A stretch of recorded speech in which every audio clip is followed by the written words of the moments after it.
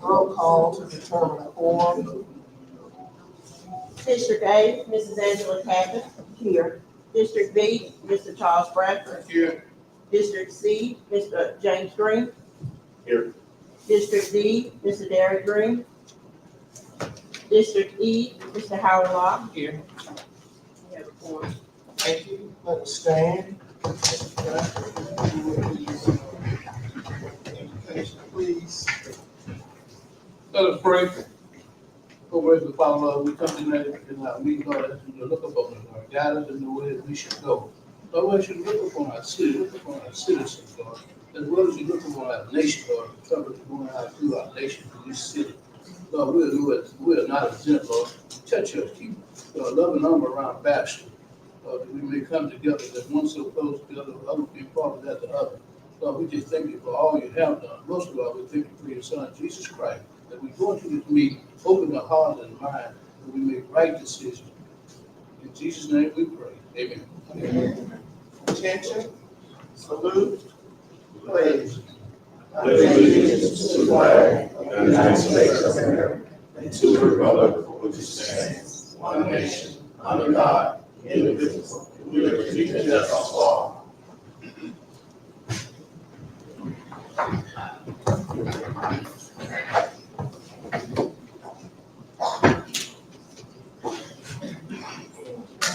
See on my agenda, Ms. Hall, recess sales tax district number 1 meeting.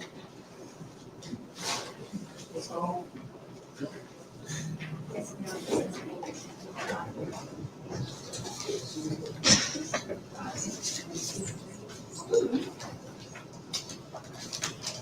Okay.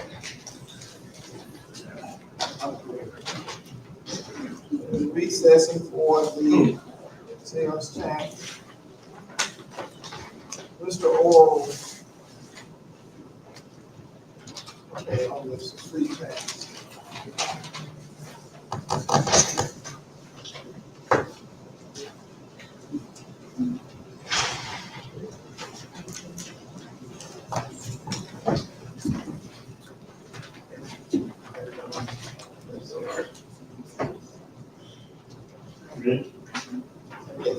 I'm just here to ask permission to go out to bid for the McPhee Street Bridge.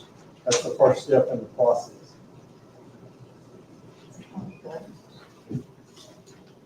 We got a comment. Okay, I'm gonna come back to public comments. This was recess to the sales tax.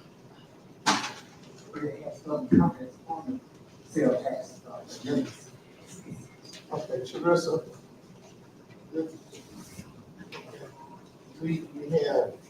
We're gonna have public comments. You're gonna have public comments for the entirety of the I'm sorry, public comments, thank you. And we have established a quorum, let us take some comments if there are any. Yes, sir, yes. I'm still looking at the other agenda.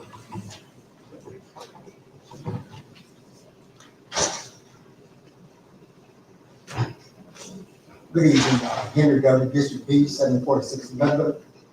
I have a couple of, I understand what you say about the protocol and the quorum for these meetings as it pertains to public comments, but I want to make a statement before I get started. This is pretty much the only venue, pretty much legally, that the people of the city, the district, and the state can come in, and they can have a venue to talk. And I would just suppose that when they make a statement or ask a question, and it's beneficial to the rest of the city, that they be afforded the opportunity for their statement to be addressed or for their question to be answered. Again, I don't know anything about anywhere else, but as we represent the city of Bastrop, I just think that's only the proper way to do it. You know, if that's agreeable for you guys. again, going forward. I've been asked a lot about the project on McAfee, the bridge. We know that the bridge has been out for some time now. Again, there have been many explanations for it, but none of those explanations benefit the constituents as they continue to ask, why hasn't the bridge been fixed? And some of them will almost tackle you and take you down to get a question in. And a lot of people are concerned about what's going on over there. And not just over there, but again, talking about the bridge. There are a lot of people asking a lot of questions. And those questions are not being answered to the constituents, to the residents. And again, I don't know whose job is it solely or is it a together job, but the questions are not being answered in an appropriate manner just by way of people continuing to ask the questions. And it's a serious enough issue when you go down that street, the next street over, come back out that street, go down South Washington, you go down that street the back way, and you hit that bridge, and then there's a stopping point, and then you have to go back out, probably down McPhee or White or somewhere else to get to your point. So again, what I'm saying is, I think that when we come to these meetings, everything that's said here and done here ought to be self-explanatory from A to Z and from 1, 2, 3. It ought to be somewhere a first grader can understand that, because we never know what somebody's disabilities or handicaps may be. And that's why I always ask, can we speak in the microphone a little bit louder? Because there seems to be an issue with the microphone. I think this one is working well today, and I'm thankful for it. But I don't know about the ones up there on the council seat, or do they do a mic check or whatever. But these microphones should be working. Again, the questions that have been asked, and again, I just want to put it to you guys. How many times has this bid went out, or this project went out for bid? How many times has the project went out for bid? Number 2, what has been the holdup and why does it keep coming back? Because again, you can't explain to the citizens, keep going to them saying, well, there's a holdup. They don't know what that means. Number 3, why is it just now appearing on the agenda again? I've heard it mentioned, but I haven't seen it on the agenda, and correct me if I'm wrong. But again, when people ask questions and they ask to look at certain things, then they want an answer. And if whoever can't give it to them, whether it's myself as an individual citizen or the council or the mayor, then that's, again, from what I was told today, that's not in process. Go figure. Number 4, how much money has been allocated for this project? I've heard several different numbers, as in before, and maybe as of last month or so from Mr. Orles when he came to the mic.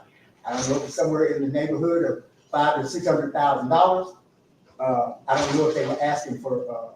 I think they may have been asking for more money, but at some point, the money has to cease to be an issue. The money part of it, and again, if the money part of it ceases to be an issue, that means it's a council and a board of aldermen issue at that point if it's not about the money. So somewhere along the line, it has gotten held up. That's not coming to the public. About it being held up for whatever reason, it's not coming to the public. Again, I'm here for informational purposes, and again, I want everybody to understand what items or what path they may have to come and express themselves. And again, I ask that everybody that I ran into on the campaign trail, I asked them to come to City Hall, express themselves, get on audio and get on video, and not to make a show or for a showstopper or anything like that. But if you really want to know and you really have an issue, come up here, you be heard and you be seen, and that's the best way you can handle business. Facebook is a good place to open up a conversation. If I go over real quick, I'm going to be real quick because I only got one item left. Facebook is a good place to have a conversation, maybe to start a conversation, but to take care of the city, the business of the city or any organization, you have to be present, or you have to have somebody representing your issue. You have to have somebody standing in the gap for you. And again, if that's not happening, because apparently there are still 100,000 questions a day about what's going on in McPhee. Well, again, I don't know. I'll try to get you the best information I can. Above that, I invite you to come to City Hall or contact the counselor or contact your mayor. That's the best I can do right now for you. Again, the last item I have on this issue. Again, before that is what money, how much has been allocated, or what is the process once it goes out for bid? I know it already has, and it came back that they needed some more money. So again, I would like, if nothing else, I would like for that to be addressed. And again, last thing, the people want to know what is meant by permission to advertise for the bid. And basically that is saying, who gives permission to advertise the bid? And just explain a little bit about that process. Because again, I don't know anything about it. But if this all we keep hearing about is it out for bid or permission for bid, or we need some more money, that means there's a whole lot of holdup in the process. There's a whole lot of holdup. So if there's a whole lot of holdup, then that means something isn't getting done, or somebody isn't doing something. And again, I'm not accusing anybody of anything. Again, I'm just stating what's coming from the people.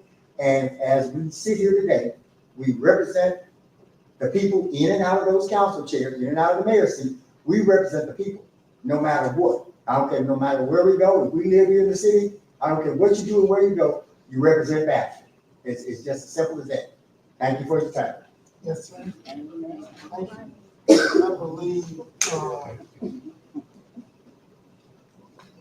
I believe some of your questions will be answered when Mr. Oral makes his presentation. And I will allow Attorney Jones to speak to the process and procedure and be letting it out for the procedure. Thank you, sir.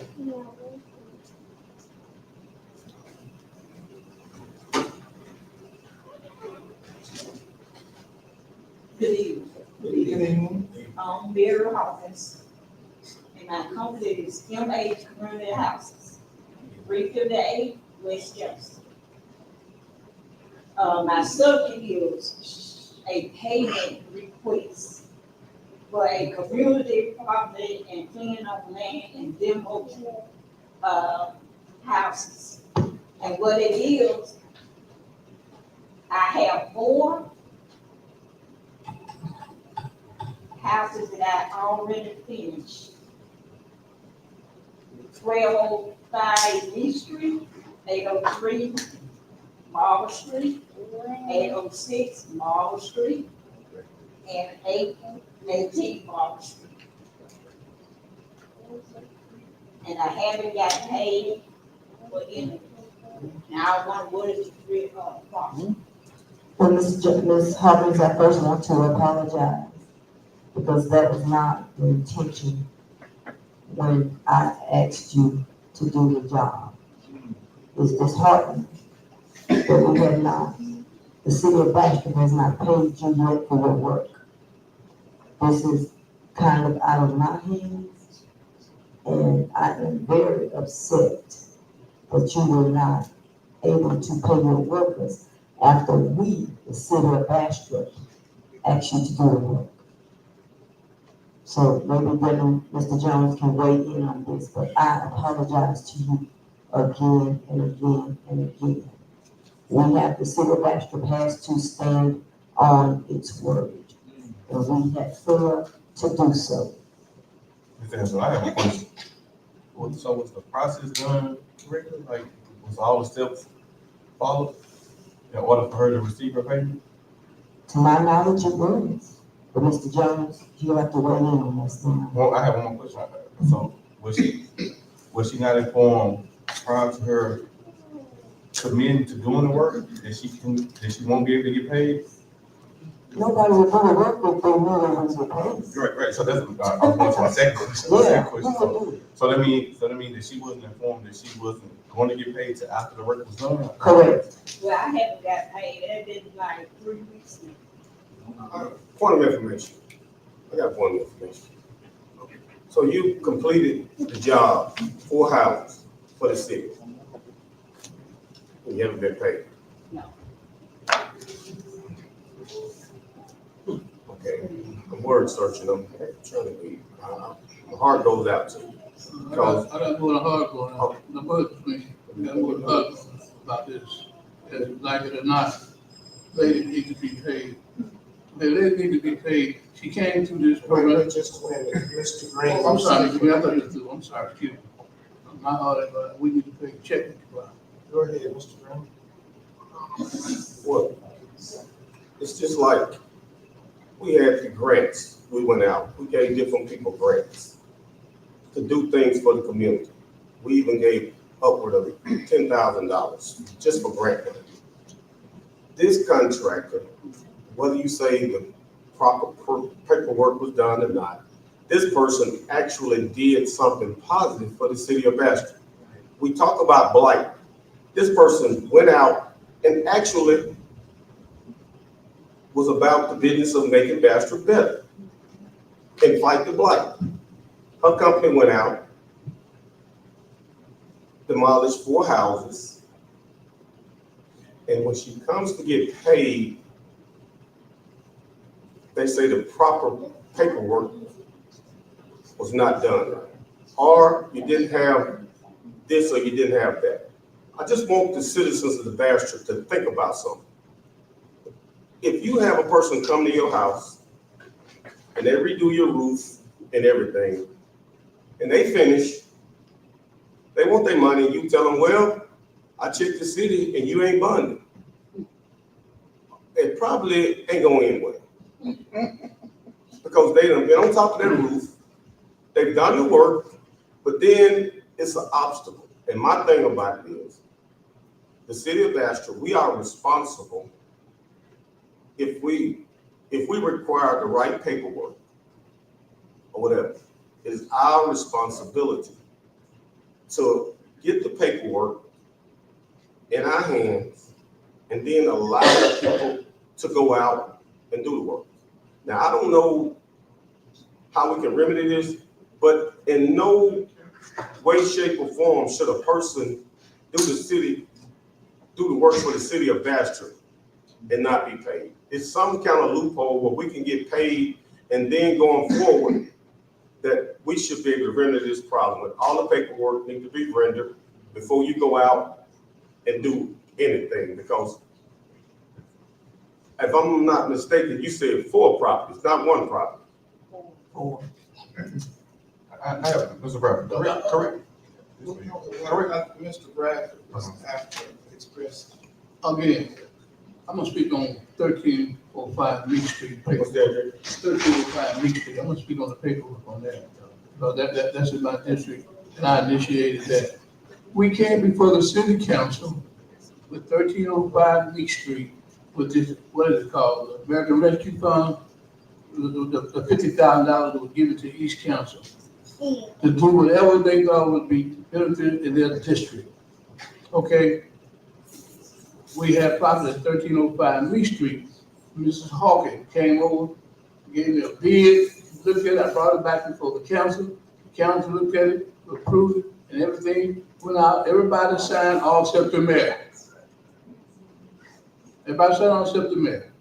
There's no reason to say that we didn't know, because the mayor knew. Everybody knew what was going on with 1305 Meek Street now. I can speak to 1305 Meek Street because I initiated that. Okay? In the hall, the night that Mr. Jones gave me the form, the endeavor form, I signed it, Ms. Hawkins signed it, we all signed it out there, and the mayor said, I'll sign it the next day. Well, the next day haven't got here yet. Ms. Hawkins went to work. Then all these technicalities came up. You don't have this. But we should explain that thoroughly too. The council should have been explained thoroughly that if something wasn't right, and we were doing something out of order that didn't meet the requirement You should have put all this stuff on the table first of all. It's not, if there were rules and regulations about bonding and insurance, they should have been spelled out in the contract agreement. It was not. It said nothing about insurance or anything that should be, you require this, you require that to do this job. I signed, Ms. Harper signed, and surely I thought the Miller signed, because Mr. Jones, we were sitting there, we were laughing, she said, I'll sign it. And that's all it took to get this lady paid. She went to work. She was approved to go to work on an oral agreement by myself, Mr. Jones, and Mayor Otter. But we all sit there with the papers we give it at night. I heard several different excuses. Well, you can't sign it because she can't pay her because she's not the property owner. Mrs. Harris got to sign. Mrs. Harris came last month before the council. Well, came before Mr. Jones, excuse me, not public, and explained to Mr. Jones, go ahead and issue a check to Mrs. Hawkins because she didn't not want to get tired of a W-2 form situation tax form. Now, she waives her right. This lady should be paid. Only reason she's not being paid for 1305 Meek Street, because they said Ms. Harris got to sign the W-9 form. The W-9 form, I said W-2, but W-9 form. Ms. Harris got to sign. Ms. Harris said, I waived it. I don't want to be about it. Go ahead and pay Mrs. Hawkins. And I think legally, that all they had to do is sign some type of agreement to show and put in the file that Ms. Harris waived that, and we have no problem with sticking with the rest of the information and give this lady a check. We know we got pictures, the house, the property's been torn down, we can't pay because it was condemned. We don't know what's condemned in Bastrop. It should have been condemned. It's out there for 16 years, almost crawling into the ground, almost unlivable. The dogs he got out of there after a while. Now let's not play this game with people, money and lives. This lady get her money, and I think she should receive a check yesterday. And we should leave here tonight, getting this lady, leave for 1305. And that's the only, if that's the only thing, Ms. Harris is sitting out there, and that's the only thing that's sitting up, separating you from getting your money. And Ms. Harris, will you come to the microphone, please? Wait just a Wait minute. Excuse me. Okay. Wait just a minute. Her name came up, man. I'm just talking, her name came up. Okay. May I go over to you, please? Wait just a minute. I heard Mr. Locke wanted to ask you a question. Wait, don't interrupt my question. Don't interrupt my presentation for Mr. Locke or nobody else. I'm talking about the situation. Okay. And This is my last night here by calling folks out of office. Okay, well, Mrs. Harris, I want you to, didn't you tell Mr. Jones that you waived your W-9 form right? Would you explain that, please? I don't want to call it out. My name is Carolyn Harris, and I talked to him, and I told him I was not signing a W-9, and that they should pay her money because she did the job and I didn't. They was telling me that the check was gonna have to be put in my name, and then I pay her. Why is that? There's no reason for that. I didn't do the job. I ain't give damn nail hammer, move damn bowl. If I'm understanding you right, it's all right, you authorize them to go ahead I'm and pay it. authorizing them to go ahead on and pay her. She did the work. I know it may be another way. It's always a way around something. Many other lawyers out here, we all know that we can all find a reason to go back. Let's not do that. And I was told at the last board meeting that it was going to be handled. She will get paid. And that's been, what, a month ago? Whenever the last board meeting was, I was here. And I was told that she will get paid. Don't worry about it. I didn't have to sign anything. I'm saying that we told that. I thought she'd be paid the day or two. She got everything set. I respect her for as this city. Whatever it takes to pay Mr. Hawkins, because the work has been done. Ms. Harris, you pleased with the job you've been by there? Yes, I am. And I'm the council that initiated, I'm pleased with it, I've been by there. And what's the hold up? Let's pay, let's not be, if we have to put something in the record, a note, councilman, to protect us from anything, whatever it is, let's do it and move on. Let's not tie ourselves down, with this. We can all get tied up in knots, and that's what I think what the city Baptist right down in knot. I'm looking for a young man untied. We are in a knot. Hey, just a point of information for, Councilman Jones, Attorney Jones and Councilman Bradford. I thought that when we was discussing our ARPA funds in this same setting, that you asked the procedure, it was okay to go out and sign contract people like Ms. Beard to tear down houses. And I thought you had got the approval and that it was okay to do so. So I guess, because I'm thinking that 1305 Beats was the first house you did, right? That was the first house? Yeah, I think she did. Well, she started- she's doing both of them. Okay, okay, she was doing both at the same time. Because I think that all of us in that meeting, and I think, and I don't know if we heard Attorney Jones incorrectly, but I know that y'all guys had the okay to contract those properties out under the ARPA fund. Correct, and what I told you in that meeting is it depends on what the state of the property is, whether we can contract with the property owner, we can contract with somebody to do the job that is performed. If a property is in what we call the condemned or dangerous building status, at that point, the city has the right to go on the property and do that, so you just simply have to contract with somebody to do it, because the city has a right to do that. If a property like this property here is not condemned or dangerous, then you have to partner with the homeowner or the property owner or the representative of it to be able to facilitate that. I definitely think that was explained, but also too, when they was giving those addresses, was any of this information informed prior to them saying, hey, Ms. Mary, go ahead and go through with your job? And actually, the CEA you're talking about on me was approved by this council as between Ms. Carolyn Harris, not Ms. Hawkins. Let me ask you a question. I thought we had in a previous meeting, okay, for Ms. Hawkins to pay for those projects that she did on Marble. Didn't we? Correct. So here's what you have to separate. Okay, I want to hear you explain that. I gotta ask you the question. So what you have to separate is that there are the Marable Street houses, which is 3, and then there's the separate one that was Councilman Bradford's project. That she did both of them. Marble.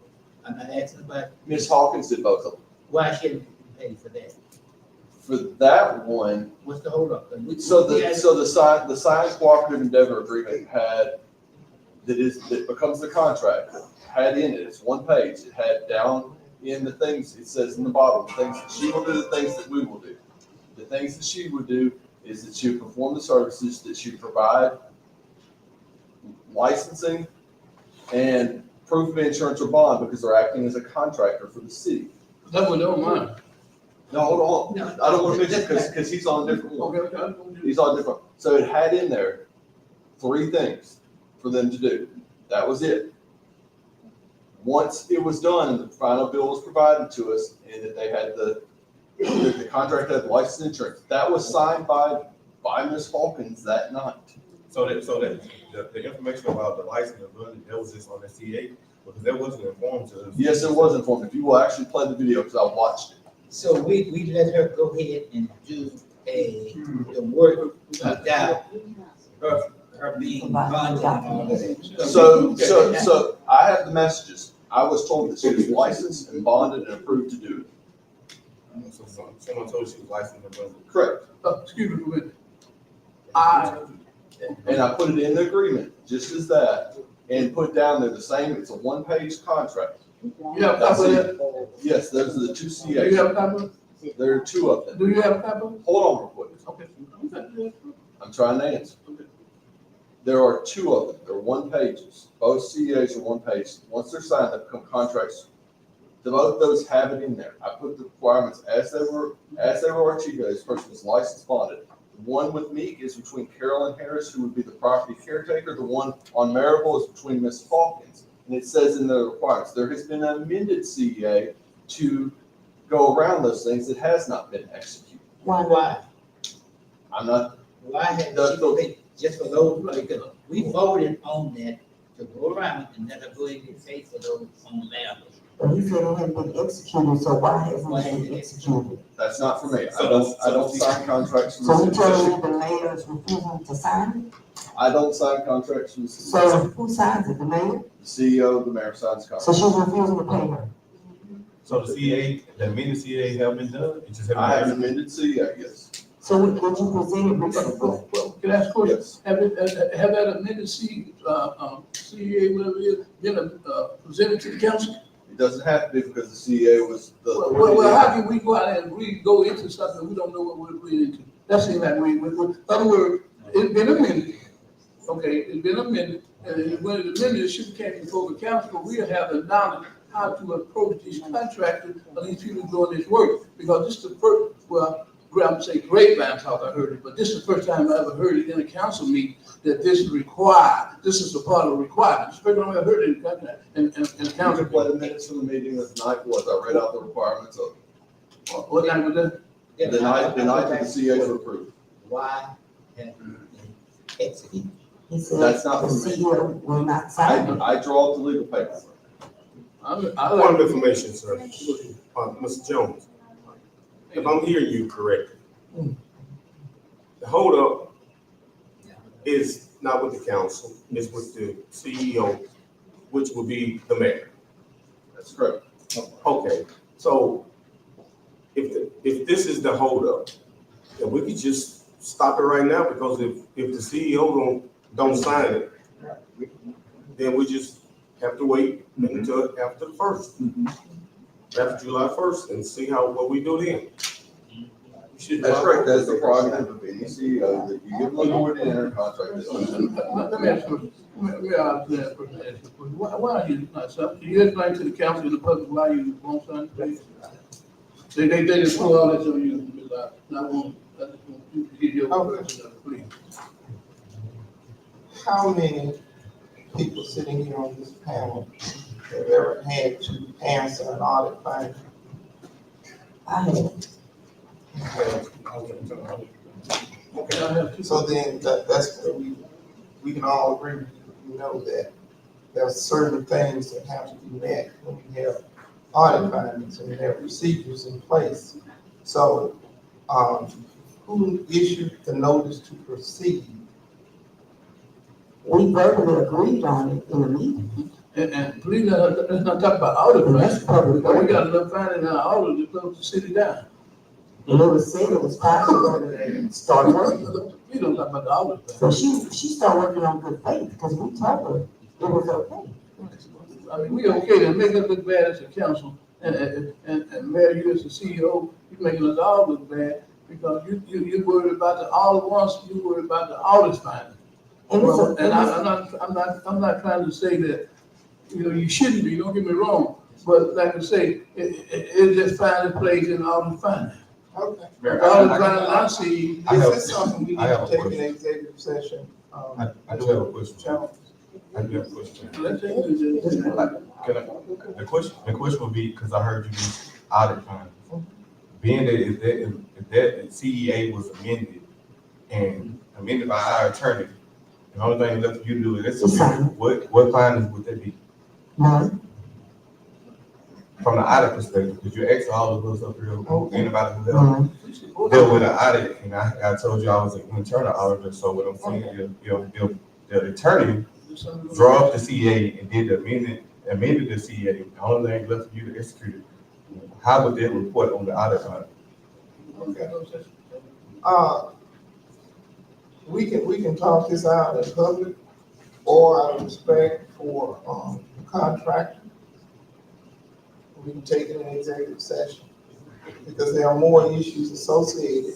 And when payment is about to be made, and we're dealing with funds that's not my personal funds, the thing that I own up here is my name. Mayor, I agree and disagree. I'm thinking about when we had the young lady come on and tell her, this is kind of simple, when we hired the young lady to come and tell us how we could spend this money, it would explain to us like that. Sure it was.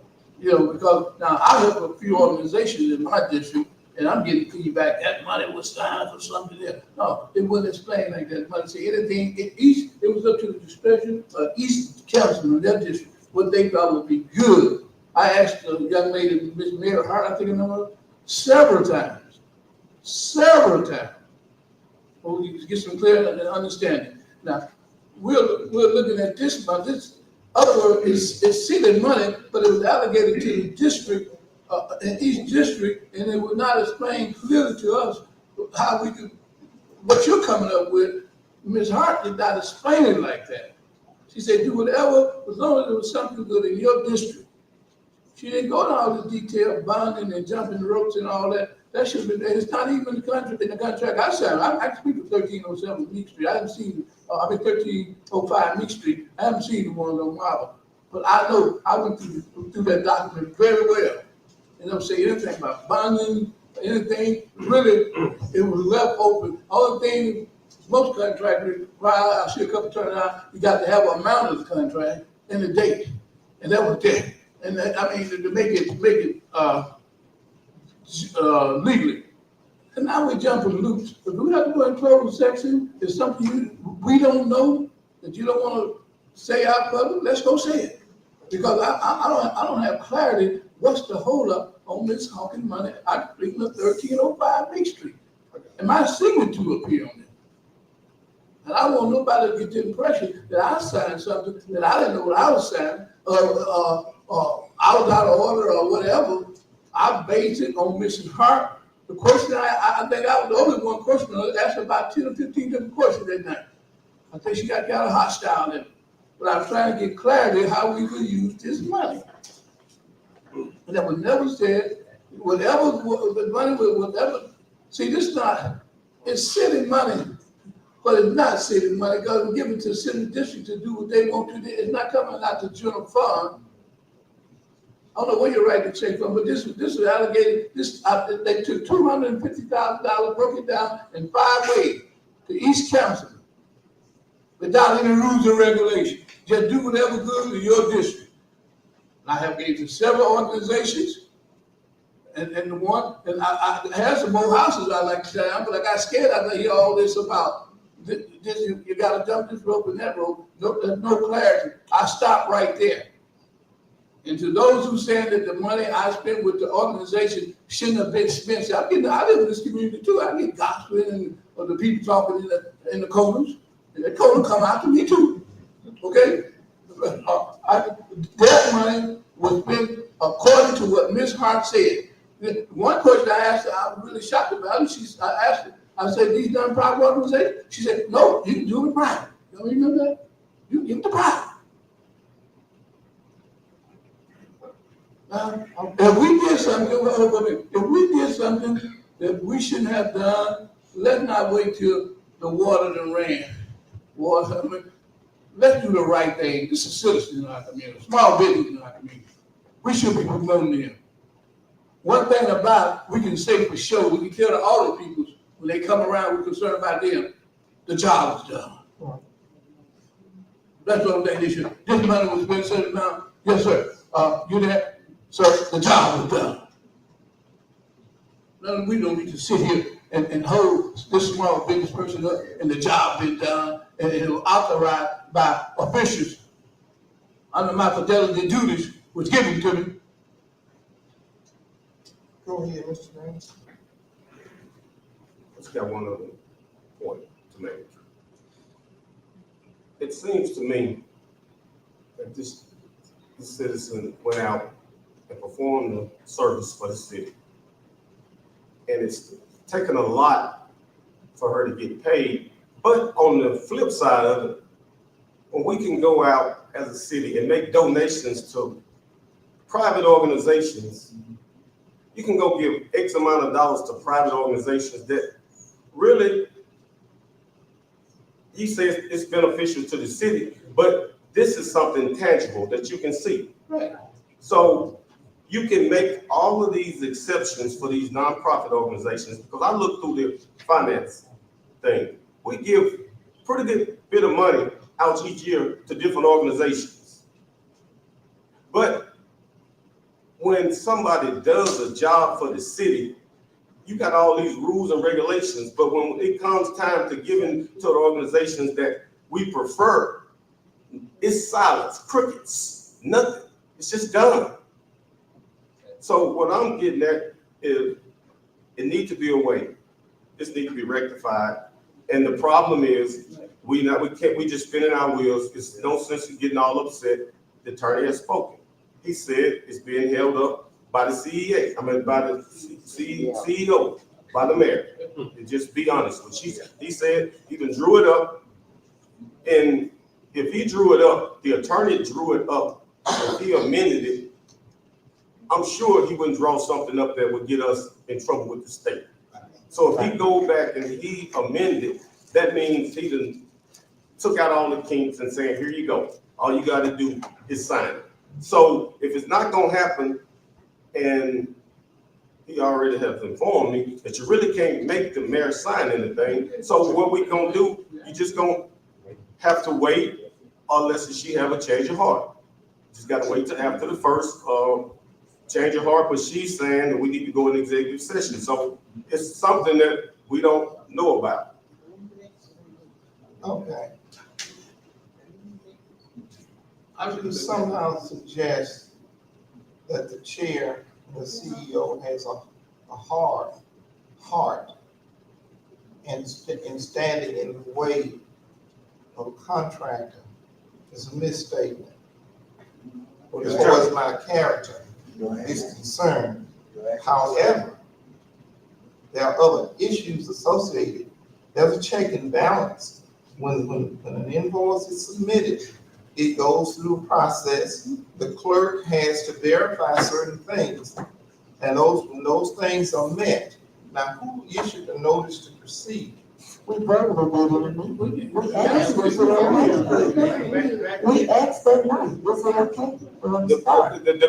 The sticking point here is the attorney for the represent the city of Bastrop. He represents the city council and the mayor in the city of Bastrop. He just stated, I didn't say it, he stated it. He said he went and amended it, and only thing is stopping it is the CEO. That comes from the attorney. So nobody's assassinating anybody's character. I'm just repeating what the attorney said, and he represents the city of Bastrop. He says he went back and amended it. He got it where it's passable, and all it has to do now is be signed. And I'm not misquoting him. I'm making a misstatement because I sit here and I really listen to what he said. He said it twice. So what we doing is a mute point. He done made the statement. He done told us to hold up. Nobody's assassinating anybody's character. And nobody's doing that. We just stated the facts that the attorney stated. Now, if the attorney misspoke, it's his time to say, I misspoke. But I don't think he misspoke. I think the council respected, I think this council respected asking the mayor to sign. I mean, not just attacking your character, but respecting and asking that you did for the sake of the city government, we're not, character, in fact, they just say it's been explained, and like I said, the council, I guess we're willing to take any consequence that the audit report will bring. We can appreciate your concern, like I said earlier. But like I said, we should move forward with this and let's not discourage people from want to do jobs here in Bastrop and Black, but we got a lot of Black. And we don't want to discourage people because people are watching. I'm making a motion to move on. We just spit out wheels. So we're signing. We are on. Mayor, will you sign it? Will you sign it? This is what I'm going to say. This is what I'm going to say. If no one wants to go in the executive session, when you have an invoice that says March the 4th, and you have a CEO that states March the 13th, and then you have a notice to proceed that was not authorized by the CEO. Then you have the invoice. These are things that could not only come back in just audit findings, but these are things that are real. Wait, you're looking at dates now. The night this first occurred, I want you to say, I was authorized, just say, I was acting under my fidelity duty, who was given to me as this district to move that money. Okay, now, now, she was authorized. I was the first one to sign, we signed it in the hall the night the city voted on it, the council voted on it. Mr. Jones gave me the form. I said, okay, I'm gonna sign here, and Ms. Hawkins signed. Mr. Bradford, Mhm. Council Bradford, Yeah. Attorney Jones, even if that was the mistake, you the city attorney, and you just sit here and said you did an amendment.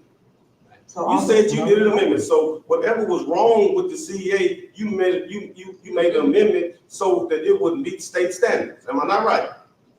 Correct. So the point is mute. If he made the adjustments, it's just one problem, and that is, it's just not being signed. So it's no legal reason why it's not being signed. It's just, it's up to the mayor to sign it. He has made the necessary adjustments. So we can continuously sit here and go down this road, or we can move on, because we know the problem right now. If you can't make her sign it, if she's not gonna sign it, we might as well just continue. Mayor, I'm not assassinating your character. I'm stating what the attorney just said. He said to hold up. Yeah. So I make a motion that we can move on until. Okay. Let's go back to is there a second? But we are on an agenda that has to do with the street, the Mac 3 Bridge. And Well, man, can you get a picture of the nation while you're not signing it? I don't, I want you can, it's in the ball is in your court. I need to know why. Do we need to go to executive session to do it? I need to know why. Can I ask a question? Oh, don't let- It was asked of me to come and have a check put in my name, and I paid this off. Can we just do that? That's what he said. Can we just do that? What, Ms. that's Hawkins all. deserves to be paid. Attorney Jones. Correct. So she said, all she needs to do is W-9, right? Now, that's easy. We don't have to go into no discussion. Yes, She just said put it in my name and Put I'll it pay in her it. name, do the W-9, and let's move on. So that only, Correct, that only correct. be paid So, for, I'm that only paying pay for for something, but I'm 1305, gonna do it won't that. be paid for others. Yes. Okay. You still get some money. To keep it straight, Give me the W-9 now. the 1305, the only thing standing in the way was prior to this, the W-9 did what we don't know as Harrison. So it's W-9, that was good. That issue is taken care of. That was taken The care other of. issue was taken care of. The Marable Street ones, the only issue there was the license, Marable, the license, the bond, the insurance. But you did a new You CEA. leave it, right? It's a waiver for anything. He's stating that. Yes, that was been amended, so it's either you have to forward the first one that was signed, which is have the license, the insurance, or a bond produce that, or have the amended one executed. Okay. That's it. It's really boils down to two simple things. And 1305 is taken care of. She can do it. Let me say this. Where's the W-9? I feel it now. Now, on the Meek Street property, it stated that the owner or authorized agent. Okay, the owner is listed in one name, and we don't have a document of the authorized agent. We don't have a. I have the property, deed and everything at my house. Well, I It's think, just funny that we are doing needles and haystacks for this stuff. And then when we came into the Dodson Park grant, Right. and the Dodson Park grant, we even used the Dodson Park. But we failed to look for needles in the haystack. Same thing for the I'm record. looking for needles in the haystack. I just know what auditors look for. Well, your audit report is way out of order. Your audit report, if you don't want to talk about the audit report, Yes, that's close to city, they're close to It's city. not on the agenda. I know, it should be. We're gonna We explain don't it. understand it. Go ahead. Mr. Oral, is Mr. Oral back in this street meeting?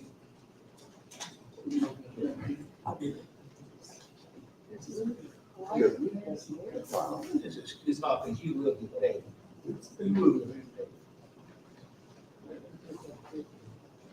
Go ahead, Mr. Moore. Absolutely.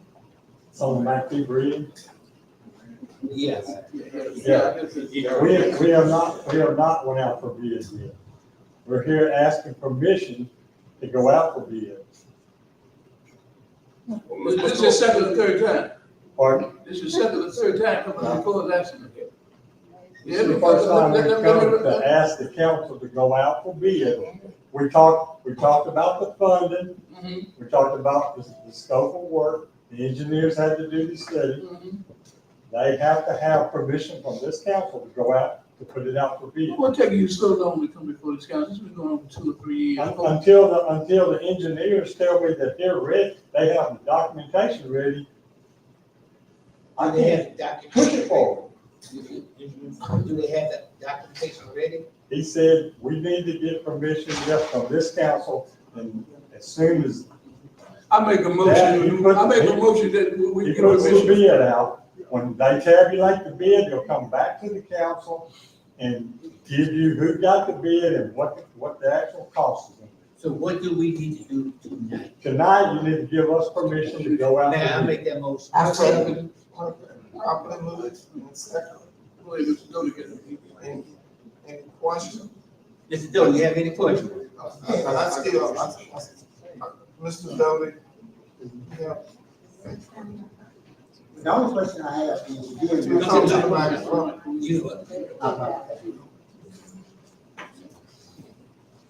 see, this is what I'm talking about. This again causes a whole lot of confusion, in the city. And I'm gonna be real quick. What he just stated, again, I've heard that before, but the citizens over there in that district haven't heard that. And when they hear it, when I go back and tell them, they're not gonna understand. All they wanna know is, when is that project gonna get started? And when is it gonna get completed? And what is going to be the cost? Again, that's why I asked that earlier. But Mr. O'Connor, let me chime in just for a second. Pretty much every time that a budget was presented, it was line items for the McPhee Bridge. that's right, that's right. What happened is over time, with the cost of material, labors, like anything else, the price is gonna increase. But each year, this council approved, like you said, we over the funding, right? So we approved the budget that have a line item for McPhee Bridge. Right. What he asked was, what took him so long? It's the same process could have been done. It should have been done. Approving the budget. Approving the budget. So when your budget comes, you have line items for each, you know. I understand that. But again, we're not making this plain and clear, because wait a minute, once you approve a budget, is there a way you can come back and hold up, that the budget can be come back and held up? Is there a way the budget can be held up once you You can approve? amend it. You can Always always. amend the budget. Once it's amended, can it be held up? No, it's not, once you approve it, Well, you have haven't to we, start. my point is, haven't we done that We already? have done that all. So why is it not started? Good question. That's the question, that's not. Good question. Go ahead on, Mr. This is to Mr. Paul. He said that, Mr. Jake, he said that was his first time coming up before us. I'm gonna go back and I'm gonna get the tape, because everything that we do at this meeting is on tape. Because that's not factually right. That is totally not right. Because I've heard this, I have been up here twice, 2 years, I've heard it like 3 times. So to say that this is the first time asking the city council, I'm gonna have the dates and the time for the citizens to go back and look on YouTube and see that that is not factually right. And Mr. Green, when you go back to when, Mr. Larry Purdy was on the board. He asked us every single month about McPhee Bridge, so make sure you go back and check. But Mr. Purdy, when he was on the board. And let's remember, when this first came up, that the options were to fix the bridge completely or prepare. It was $150,000 to repair, $300,000 to fix it completely. Then it came back again, $450,000 to complete it. We put it in the budget. Okay, came back again, I'm getting old, I'm remember quite good, but came back again at $700 and some thousand. I don't know where they're gonna fall when they come back with the engineer prices, but the city, the citizens of this community deserve more respect than that with their money. Okay, because it may come back, it may come back with this bid you got now, might be $500,000. Remember you had $200 million air conditioning unit. The White House didn't have one that big. Okay, Previous motion. we had a motion, and a second. All in favor? Aye. Any opposed? Motion carries. You can date it, Mr. Tony. Ms. Office still is there, she ain't got no answer. She should have said it. We gonna Mr. John, what are we gonna do? leave out this meeting, come to the next meeting, then we'll bring you back up or something. We're gonna bring it back up again? Yeah. Okay. We have to adjourn this. I'm waiting on somebody, I don't blame you. Okay, item number 4, approve the previous minutes, May 8th.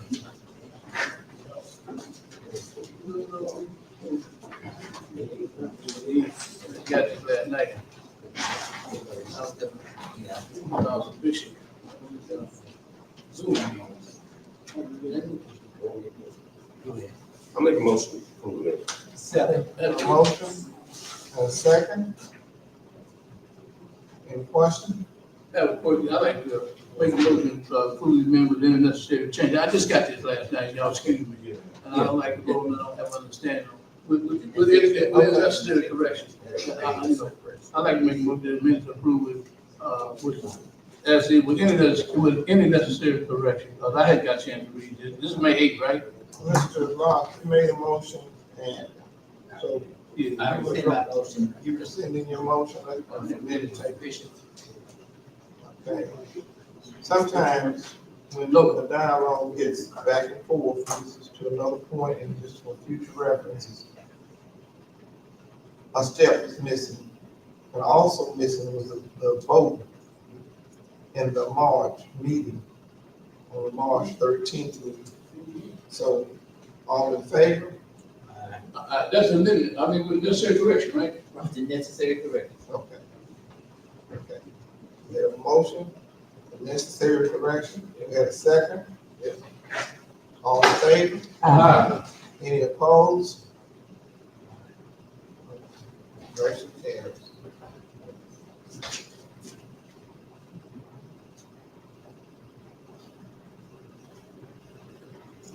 Did we do something? Yeah. We gotta adjourn, Mayor. Yeah, we go back. I was looking at, did we cover everything with number 5? Yes. Yes, okay. All right. I'll adjourn, I'll entertain a motion to adjourn. Second. Okay. All in favor? Aye. Any opposed? Motion carried. Okay, let's resume. That's now on item number 4, the regular meeting. For the record, Ms. Holmes, we took the vote, we have all the vote count.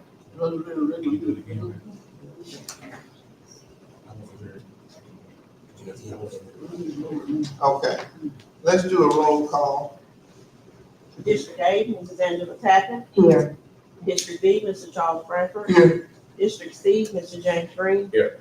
District D, Mr. Derek Green. Present. District E, Mr. Howard Ross. Okay, I believe the record reflects what time you came in, thank you, Mr. Green. Okay, also, Ms. Holmes, back on, Mr. Bradford has stepped away, we did, in the minutes, do you have the records of how that vote count went? I just stay. Okay, let's, okay, you made a motion to, I'm making sure for the record, because sometimes things get lost on the minutes. What was it, Ms. Holmes? We need the roll call. Mr. Bradley stepped away, we want to make sure our records are accurate. You made one of the, not the minute, but you did the change. And you took the vote, you hit step away. Okay, then, well, I vote yes. Okay. So we, I thought y'all voted for it.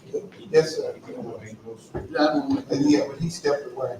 Okay, Thank you for that observation. thank you. Okay, All right, we have public comments.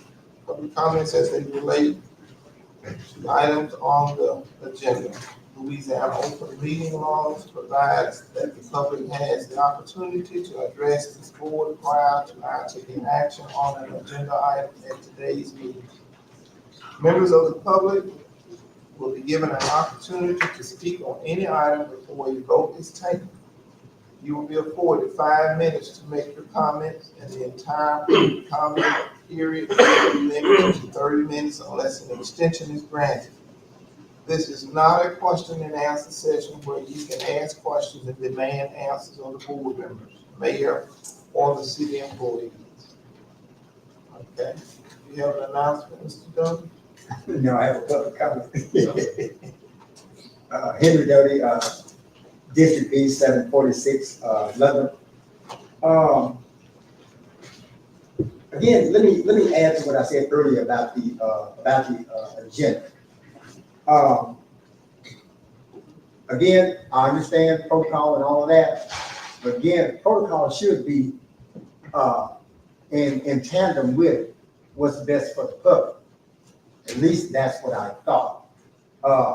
And the reason why I make that remark is at the beginning of the agenda, there's public comments. So if the meeting starts at 6, and mostly everybody don't get here until maybe 5:45 after 6, then you have no time to do homework.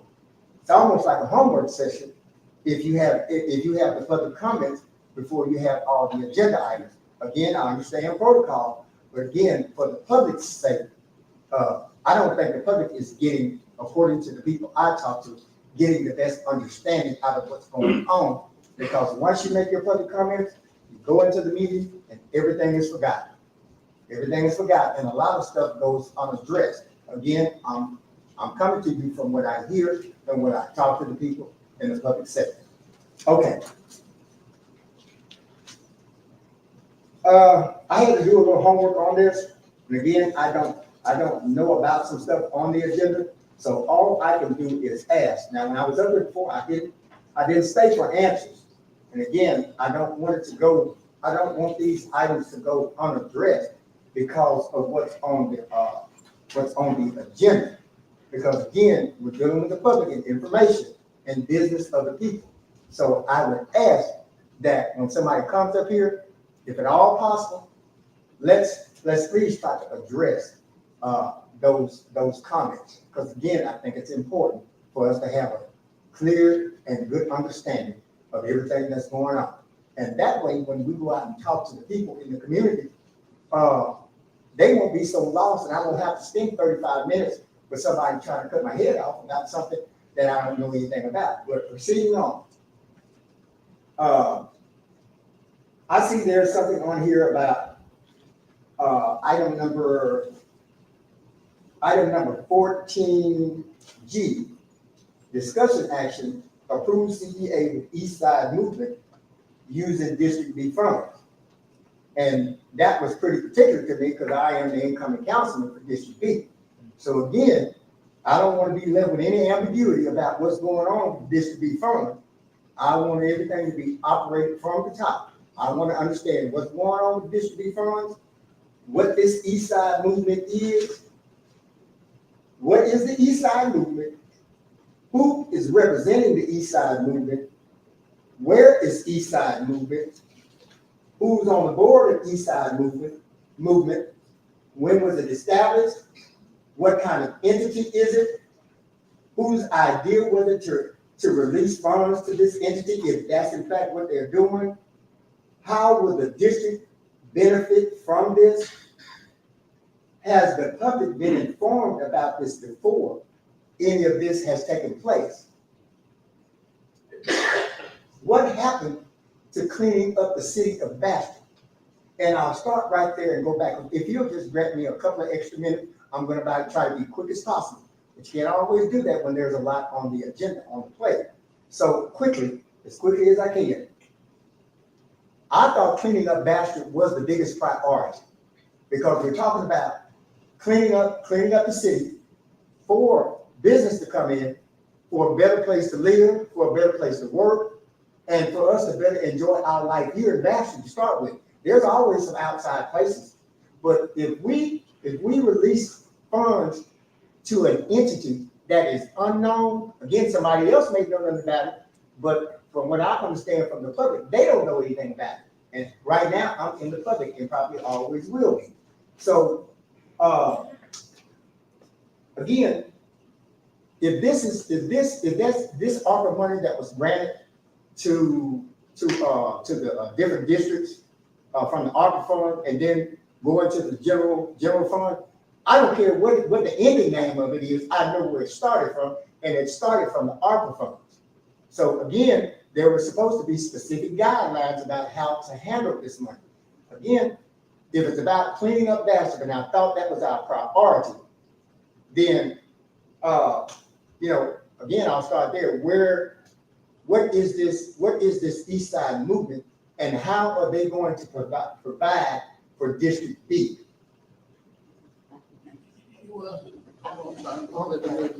Okay, now, public comments. It's a criteria. We haven't gotten to the item yet. So. Oh, you saying you haven't gotten to the item yet? It's strictly by the volunteering of a council member or mayor answering. Right, and I understand that. And again, I'm trying to be understanding of you all's position. And again, I read the criteria. But again, once we get down into the meetings, a lot of times, there are a lot of things that's missed. And you don't have an opportunity to readdress some of the issues that have come up before the council. So that's why I am saying, and again, I expect those to be addressed down on the meeting, because if not, then you'll see me raising my hand. I don't mean any disrespect, but that just means I'm trying to get some answers. Again, real quick, items number 11, 12, and 13. Again, when the agenda is made, and this is the last thing I will say, when the agenda is made, from my understanding, and I almost finished high school, but there is a lot of ambiguity, a lot of question marks that I have reading the agenda, because I never know anything for sure, or there's never no clarity about what's listed on here. It always seems like a bunch of vagueness. And again, I'm not accusing anybody of anything. I'm just saying, coming from my understanding. And I think that's part of the reason why, I'm hoping that's the reason why the people voted for me to come up and to be a voice of reason. So if I'm going to be a voice of reason, then I need to understand a whole lot of stuff. I've got a whole lot of learning curve to make, and it ain't a whole lot of time.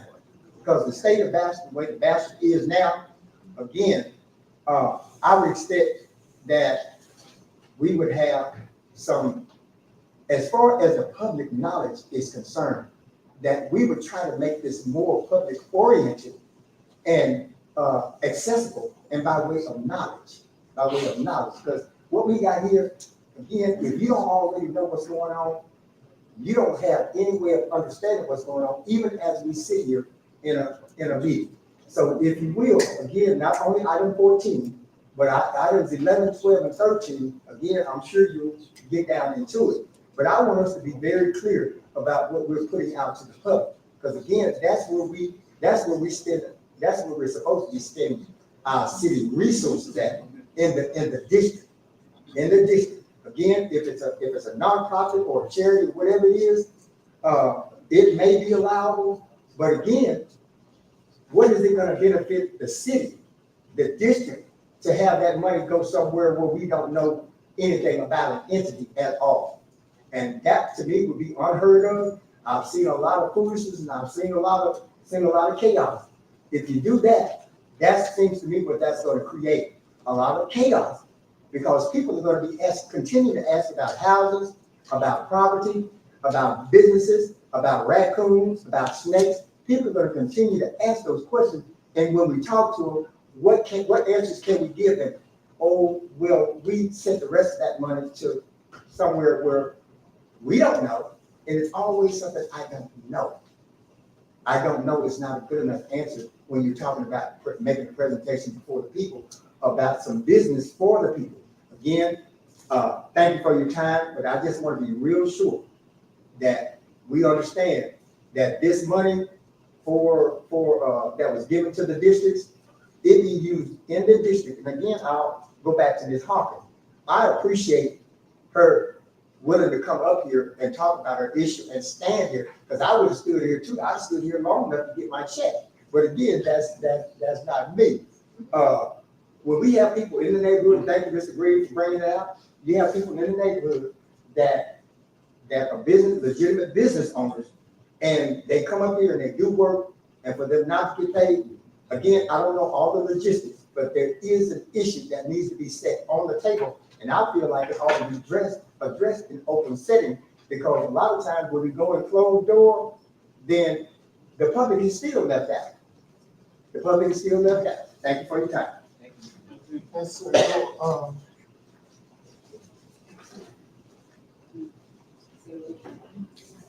Public comments? Public comments. My name is Carolyn Harris. My address is 521 Auburn Avenue, Bastrop, Louisiana. I was raised and born over there on L. Eastside Leadership Movement stands for L. It is a nonprofit organization that has been established for over 10 years. There's no such thing as no one heard of, because it was started, like I said, about 10 years ago. The founder of it was Genevieve Allen and the late James Gertie Green. And this is something that we have done every year. And it benefits the neighborhood and the children. Everything is free for every last one of those children. They don't have to worry about paying for anything. Anything. Normally, we get donations from different ones, and we ourselves will pay a certain amount. Now, I am thankful that it came a pass that we can get some money to help us do this.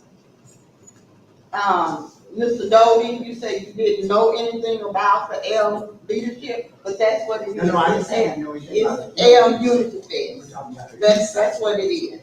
And it's been in existence for over 10 years.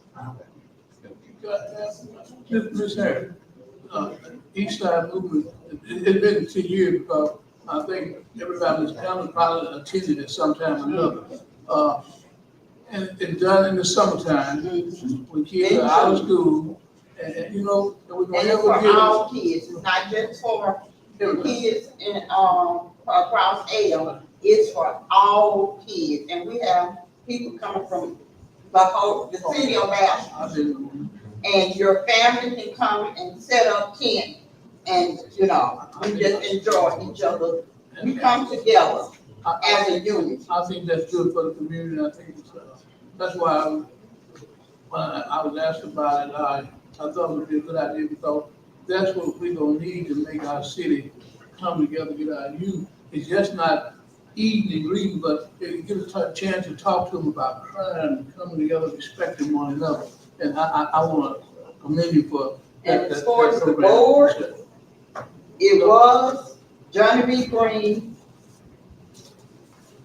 James Green, which is no longer with us. But now it's Johnny B. Green, myself, Carolyn Harris, Quita Barfield, Rodney Anthony, and we call him Smokey. I know his real name. DeMarcus Green. That's the board. We do have a board. I think most of the people, I think the mayor herself, I think we've all. So, May I ask a question related to that, please? But this is probably more, that's. Okay, sir,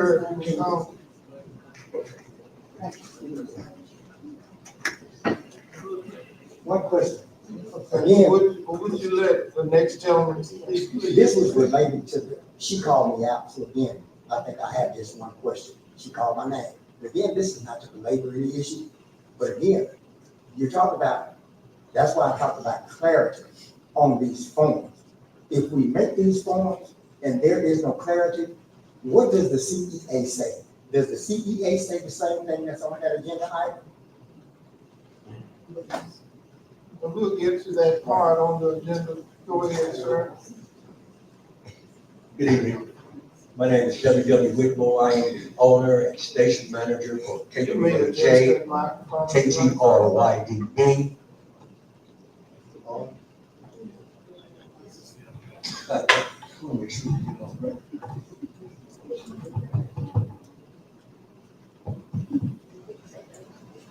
Good evening, ladies and gentlemen. My name is W.W. Whitmore. I am the owner and station manager for KWJ, KTRYDB.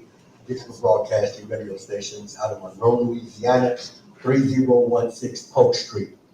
I would like to thank the mayor, Mayor Olive, Board of Aldermen, and especially the Park and Recreation Department for continuing the annual Juneteenth celebration in Dodson Park. I don't know if a lot of people are aware, but Bastrop, Louisiana has the longest running official Juneteenth celebration in the entire state of Louisiana. This coming Saturday will make 48 years. Juneteenth celebration started in 1977 by KTRY. Former mayor, Mr. Henry Charles Cotton, was the general manager at KTRY. He spearheaded that event back in 1977. In the early 90s, KTRY came into partnership with the city of Bastrop, Louisiana, to do the Juneteenth celebration in Dodson Park together. Former Mayor Clarence W. Hawkins was the mayor at that time. Also during the 90s, the Louisiana Lottery Corporation came in. They were one of our main sponsors of the event. Some of you may remember the Louisiana Lottery Soundstage, where we had different artists from all over the South and locally perform out in Dodson Park. At its height, the Juneteenth celebration in Bastrop, Louisiana and Dodson Park had anywhere between 5,000 and 8,000 attendees from all over the ARC limits and beyond. Just want to thank the city for continuing what Mr. Cotty and KTRY started. Our broadcasting company, we are proud to be a part of this year's event. I would like to let the city of Bastrop and all of us know that we have been in contact with the Louisiana Lottery Corporation. We've been networking with the public service director there, and hopefully, if it's God's will, next year we plan to incorporate the Louisiana Lottery Corporation back into our annual Juneteenth celebration. So hopefully the weather will hold up this Saturday. We'll have a good time. It's a good time for people to come out, bring your tents, bring your kids, bring your grills, come out and have a good time. We do gospel music from 10 until 12 in remembrance of KTRY that was here in Bastrop. Then at 12 noon, we switch over to the R&B side of the day. So hopefully the weather will hold up. I'm going to be here if it's God's will around 8 o'clock. Hopefully the park will be nice, clean, and mowed, so we will have a good Juneteenth celebration this coming Saturday. That's all I have to say. Thank you. Okay. We had someone else. Hello, my name is Latito Hutchinson, 307 Louise Street, Bastrop, Louisiana. I just wanted to let everyone know about an upcoming Juneteenth event that we have next Thursday at the Robinson Williams Restoration of Hope Community Center.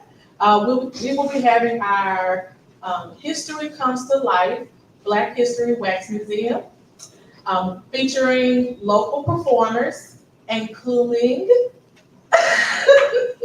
we hope Councilman Derry Dee Green. He played Mansa Musa last year in our play, and so to my knowledge, it is the only Juneteenth, like public Juneteenth event happening on the actual day, Thursday, Juneteenth. And so we invite the community to come out. We invite our mayor and our city council persons to come out and join us at the community center. It is Thursday, Juneteenth. It's from 10 a.m. to 12 p.m. Refreshments will be served. Tickets are $2 for 12 and under and $5 over for 13 and over. But it was a great event last year. We showcased some amazing talent here in Morehouse Parish, and we hope to do that again this year. So thank you for allowing me to say that announcement. Do you have a flyer, and we just make sure it's posted? Yes, ma'am, I will share it with you. Are there any announcements on this panel? Want to go ahead and make that announcement? Okay, so Juneteenth celebrations in both parks, Ralph George Park and Dotson Park. Now we have another one, which is on a different day. So the Ralph George event begins at 11 o'clock, I believe. Yes, 11. And I'm hearing correctly, the one over at Dotson starts at what time? 10. 10 o'clock. Okay, so 10 and 11. Same day. Okay. Saturday, this Saturday. Any other announcements? All right. The local budget act in accordance, this is a public notice. And it's being sent. Have you sent it yet, Teresa, to the, what act? The budget. Oh, the budget. Yes. What This is is it? to Have you inform- decided? I'm making an announcement. Oh, okay. To inform the public of the budget, and I have to proof it tonight. Because we are going to have it available tomorrow at some point. It'll be available. For inspection on June 13th. June 13th? Yes. Further, a public hearing on these budgets shall be conducted at 5:30 p.m. and up for consideration of adoption at 6 p.m. June 30th, 2025 at the City Hall courtroom. June 30th? Yes, sir. That's gonna be a public hearing? Yes, sir. Okay.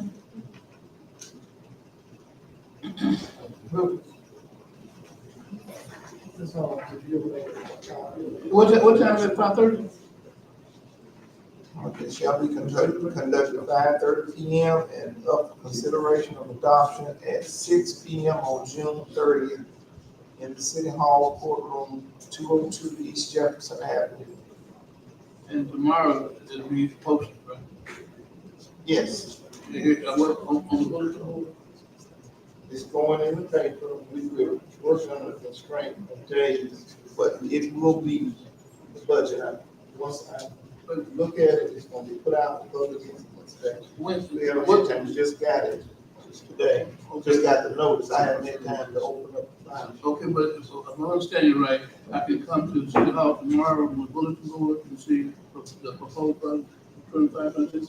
Yes, sir. Okay. As soon as it's printed, in fact, if you want someone to call you once it's done, because as you can see, we're working on Yeah. it. So, could you give me a call when it's done, when you get it? And I'd like to have a copy of it. Tomorrow, I'll study it over the weekend. You just fill my weekend. So you glad I can work. That'll be fine, right? That'll be going tomorrow. I'm sorry. Okay. I appreciate it. Item number 8, I accept previous minutes, regular meeting, April 8th, 10, and special meeting, April 17th, regular meeting, May 8th, and special meeting, May 27th. I'll make a motion to accept all these minutes with the necessary corrections. My second. Okay. There's a motion, second, any questions? Can you repeat that motion, make sure? I make a motion to accept all of these minutes with the necessary corrections again. I second it. Are there any necessary corrections identified? Not at the moment, we just got our I packets. just got back, but I thought I was saying one too, but I We just wait. At least we go back to it. We can stay with it. Okay, all in favor? Any opposed? Motion carries. Brings us to number 9, consideration of and action on reports of committees appointed of the governing body. Finance Committee report. Mr. Green just stepped out. Okay. Yes, put them up. Finance committee.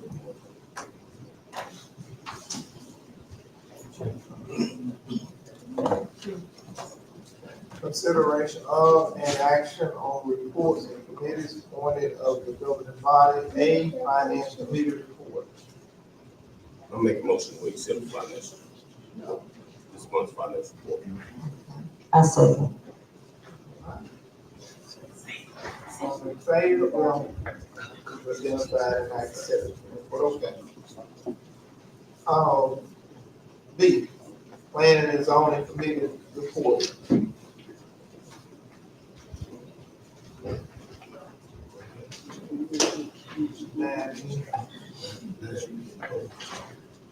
Thank you, Mayor. Good evening, Mayor and City Council persons.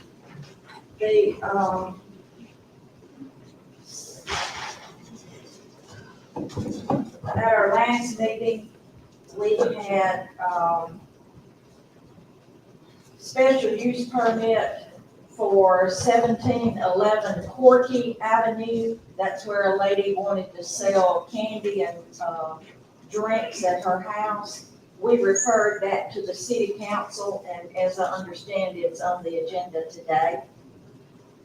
Next special use permit was at 723 Van Avenue. That was a, lady who wanted to put in a daycare. It's 2 different houses there, and I think Mr. Walter Moore used to have a daycare there. And so, that was approved. About who? The, pardon? We didn't have a, I don't have it here in a second, and I just want to know, we didn't have a code enforcement, who signed off on that? Well, at that time, it was approved by the planning and zoning. At that time, the planning and zoning didn't know that they couldn't approve that. And so that's why we approved it. I drove out and looked, and it's, 2 houses. They were boarded up at the time. I met the gentleman out there, I'm sorry, Antoine was his name, and I apologize, I don't remember what his last name is. But anyway, I met him out there. The backyards are fenced in. It's not right up against anybody else's property so that the children would bother them during the day. Of course, they have to get approval by the state. They've already gone in and started working on the houses.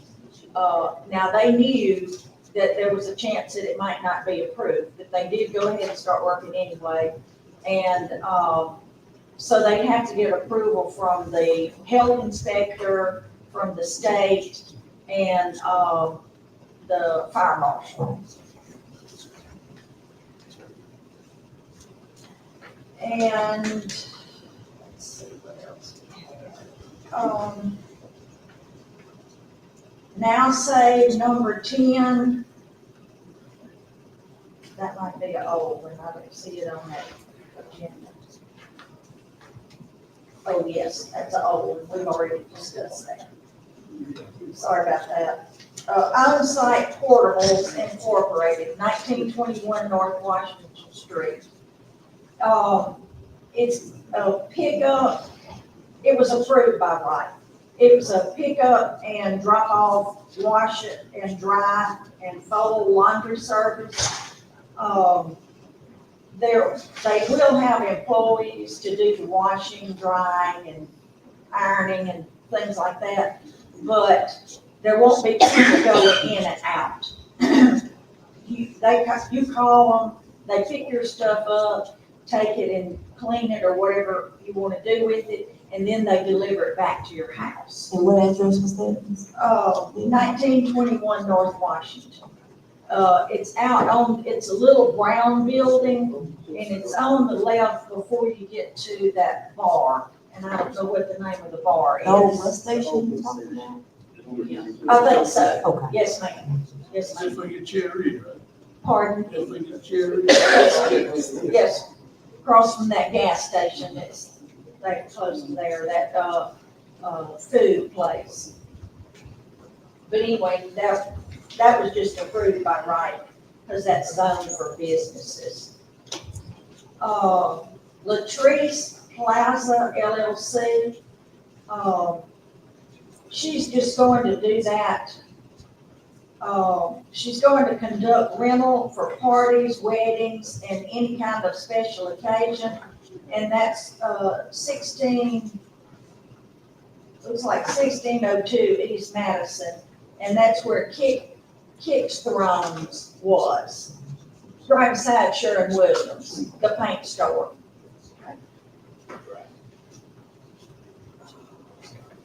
Don's Ice Creamery, 639 East Madison Avenue. It's an ice cream shop, and they have ice cream products and treats.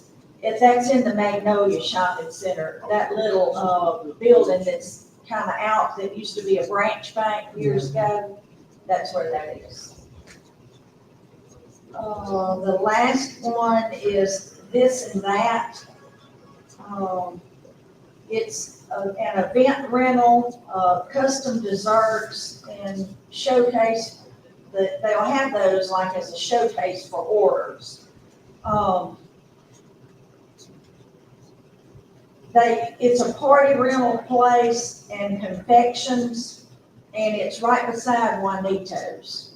It's that little, it's a little shopping center building there. I think it was, before this, it was a dress shop. A lady had a dress shop there. But it's right in that little shopping center, excuse me, where Juanito's was. I mean, where Juanito's is now. Yeah, but it's just back this side of Juanito's. And she'll have her thing, like cakes and party desserts and things. She'll have those on display, but they won't actually be for sale right there. You have to order them. And that's all we have this last time. Thank you, Mrs. Rogers. Thank you, Mayor, Councilperson. Thank you, Ms. Rice. Number 12, other unfinished business, A, liquor license.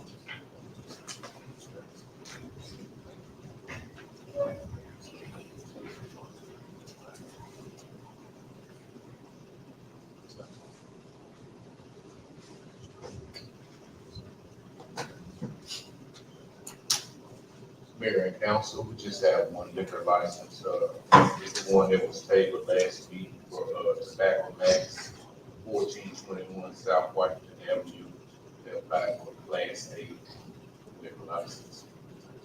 Do they meet all the requirements, Chief? Yes, ma'am, they do. I make a motion that we accept.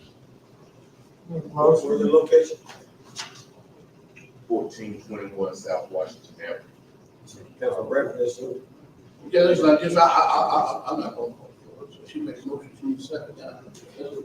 She can second. What's the address again? I just don't mean, yeah. that's the location. It used to be Milton Caldwell's Insurance, and then the fishing place. Yes, ma'am. Okay. We have a motion? I make that motion. Okay, second? Is there a second? So it meet our requirements? He said it, yeah. Makes sense. Okay, all in favor? Aye. Any opposed? Roll call? District A, Mrs. Angela Tappan. Yes. District B, Mr. Charles Bradford. District C, Mr. James Green. Yes. District D, Mr. Derek Green. Yes. District E, Mr. Howard Locke. Yes. Pass. Motion carries. Thank you.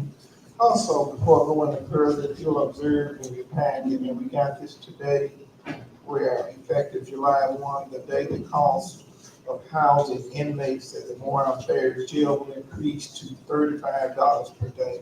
So that's what What's your contract right now for this? it's, what is it, Ms. Austin, 30 for $31.77. the state? 31, 31.77. 31.77. Incorrect. The state went to $35, almost, maybe 5 years ago, but I don't think the sheriff's office had ever gone to the $35 rate, so now they're going there. Mayor, you skip number 10. Reports of officials or employees required by law or action of the governing body. Okay. And I want to update on the Highland Street project, please. Okay, Mr. Quarles.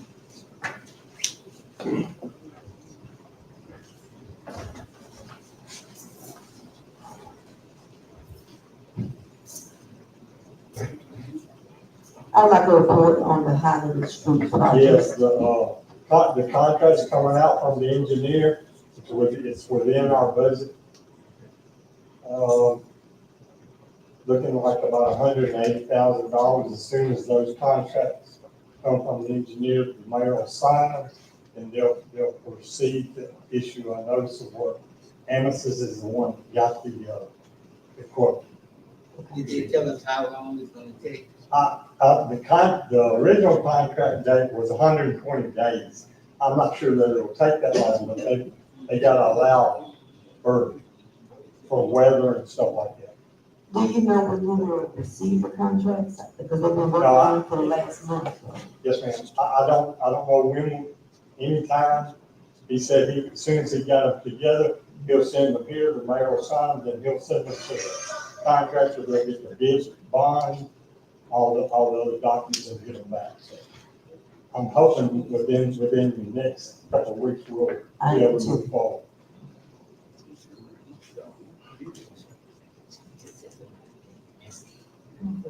Liquor license, B, ordinance 25-4282 to establish procedures for the special use permit. I believe there was a request to table this, Attorney Jones. Yes, this is the ordinance. Hold on. This is the ordinance, that is going to be used to make the, procedural changes to any of the planning and what is the code ordinances for planning and zoning. And at this point, the changes are still being done, it just asked to table it. I'm gonna change the motion for this council to table ordinance 25-4282 to establish procedures for special use permits. I'll make that motion until the necessary changes. Second. The motion, is there a second? I second. Any question? All in favor? Any opposed? I'm just gonna say, I just got this, I just got my packet last night, I just finished for the first time. That's something you decide to do. Well, I guess you discussed with other council. No, we, Oh, yeah, you can discuss, what we discussed, he said, we decide, this is what he said, we decide. Go ahead, let's move on. no, we're gonna get clear. He haven't just spoken to no one on this council like that. I don't know where that come from. Well, don't feel guilty about it, keep moving. Attorney Jones, clarify yourself. He said, we Wait, decide. wait, just a minute, one at a time. This for I don't want no misconception. I don't know. that. No misconception that you have, Mr. Green. No, I'm talking, Wait, just a minute, one at a time. What is your question? because he got a valid point, because Mr. Jones said we, so Mr. Yes. Bradford, I don't want to be under the impression that No, he right. got with each individual council member. No, I just repeat what he said. I And understand. for clarity, each and every council member has had discussions with me about code enforcement and planning things in one form or another. There has been, since we tabled this last time, there has been no discussion about this with anybody. It's just been tabled. I was under the impression that it was gonna be tabled till, somewheres in, I think it was in there, I thought it was July or August, because that's what is in the moratorium, ordinance. I'm sorry for that misunderstanding, Mr. I Director. just wonder who we were, that's all. That's a question. You know we're planning and zoning. I'm I'm not, shaking your head out there. Okay, go ahead. you know we're planning and zoning and code. I'm gonna be calling you. We fine. There's been no talk or Yeah, anything. so we fine. I just asked a question. No, it was wrong use of the words. I'm sorry. Previous motion. I sustain. All I in favor? sustain. Aye. I sustain. Any opposed? I sustain. Roll call. District A, Mrs. Angela Tappan. Yes. District B, Mr. Charles Bradford. District C, Mr. James Green. District D, Mr. Derek Green. Yes. District E, Mr. Howard Long. Yes. All right, that brings us to item 14, other new business, resolution 25-2101, a resolution to adopt the ad valorem millage rate for tax year 2025. That was a correction that needed to be made. Ms. Holmes, if you will go to the microphone, this correction came from the legislative auditor's office.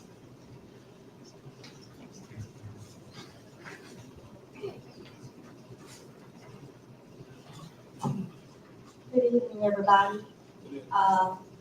Yes, if you see before you, I have the resolution that's presented for tonight. And I have attached the resolutions that we passed in both 2004, back in October, I believe it was, late September, and then the one that we passed a couple of weeks ago. If you notice the areas that are highlighted in the 2024 tax, those final four, it should be before, I kind of accidentally got that fire department 3 in there, it's not part of this one. But in 2024, public buildings, cemeteries, the fire protection system, and playground and recreational were part of resolution 1. Okay, when I talked to you all back last fall, when we got to resolution 2, you see that those last 4 taxes were not included. And I told you that that was because in the original vote, those 4 taxes were not eligible to roll forward. So when we had the vote last fall, you said yes to number 1, that kept everything the same. And then you said no to number 2, that would have gone up. Those last 4 couldn't have gone up anyway, and that's why they were not in the 2024 resolutions. So when you get to 2025, when we were preparing everything to present to you all a couple of weeks ago, you see that these resolutions sort of switched. Those last 4 are not part of number 1, but the last 4 are in number 2. But if you also notate those numbers, the millage rates are the same rates that we said yes to in 2024. So when we discussed everything a couple of weeks ago, and you all basically had the same vote, yes to number 1 and no to number 2, we did not vote on those 4 millages. They were moved over with the expectation that they would be a part of what our new tax would be, even though those numbers were never expected to change, and they did not change. But they were expected to be part of the new tax. But because we voted down number 2, those 4 millages were not a part of that. And so we were then instructed that in order for those 4 millages. Instructed by whom? Instructed by Ms. Joanne Garrison, who is the liaison with the Legislative Auditor's Office. She heads up all of these applications and things for all of the communities to present their, property taxes every year so that we can collect. And because we had those old numbers on the new resolution, what we ended up doing is saying no to those old numbers for those last four that were never gonna change in the first place. So is this like, is this? So this is to correct it. Okay. So, And we were, yes, go ahead, please, you're the. yeah, so to explain, there are two resolutions, one to roll forward, one to not roll forward. The two resolutions had on it, and I mean, this was Mr. Green, Mr. D. Green. One had just the ones that would be affected. One, and the other one, which was resolution number 2, which is 25-2009, it had 4 extra ones on it that weren't going to be affected otherwise. But because those two resolutions have to match, you have to vote yes for one and no for the other, or no for one, yes for the other, and those two resolutions have to match because the taxes listed, they don't match exactly. The auditor said send it back. So when you asked the question that night, was that all the millages we had? One of them had all of them, including the ones that weren't going to be affected. Because the numbers was different, right? Yeah, correct. One had, I'm gonna count them. 1, 2, 3, 4, 5, 6. One had 10 on it, and one had 6 on it. Right. The vote was only gonna affect 6 millages, but 10 were listed on one, 6 were listed on the other. They said, no, both of them have to match exactly, except for either you're rolling forward or not. So what did he do is carry on the right numbers to the one that we adopted on? Correct. So what they have is the ones that Yeah. had, they list all of them the way it should be with 10, either you do 10 and 10 or 6 and 6. So even at this point right now, so because it's still not done the same right now. It's like it was last time. Well, what I'm talking about is the quantity of ones listed on. Yeah, I get what you're saying, but even so that we say yay and nay, how we gonna say yay to one that is still done incorrectly, and we don't have the one with each millage on it? So these 4 here are the ones that were additional, that were never going to change either way, so they weren't subject to roll forward. But because they were listed on one, we just did they told us to do the separate resolution with just those 4. To add them to the 6 that was there previously. It's just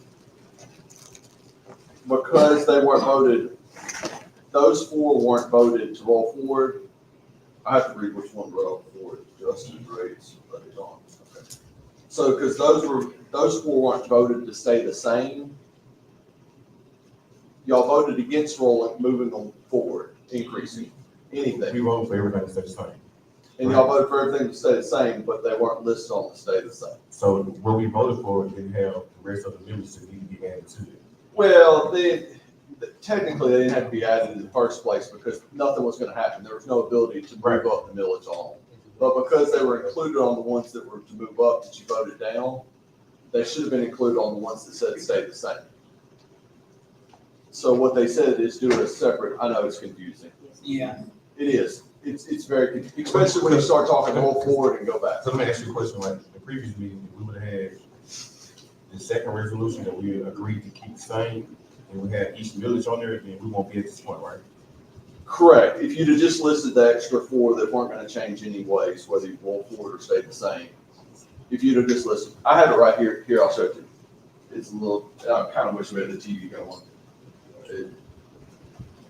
So these were the ones that were voted. No one we're talking about, you're like, hey, why is there 10 here? Why is there 6 here? These were the only 6. These 4 were never going to be.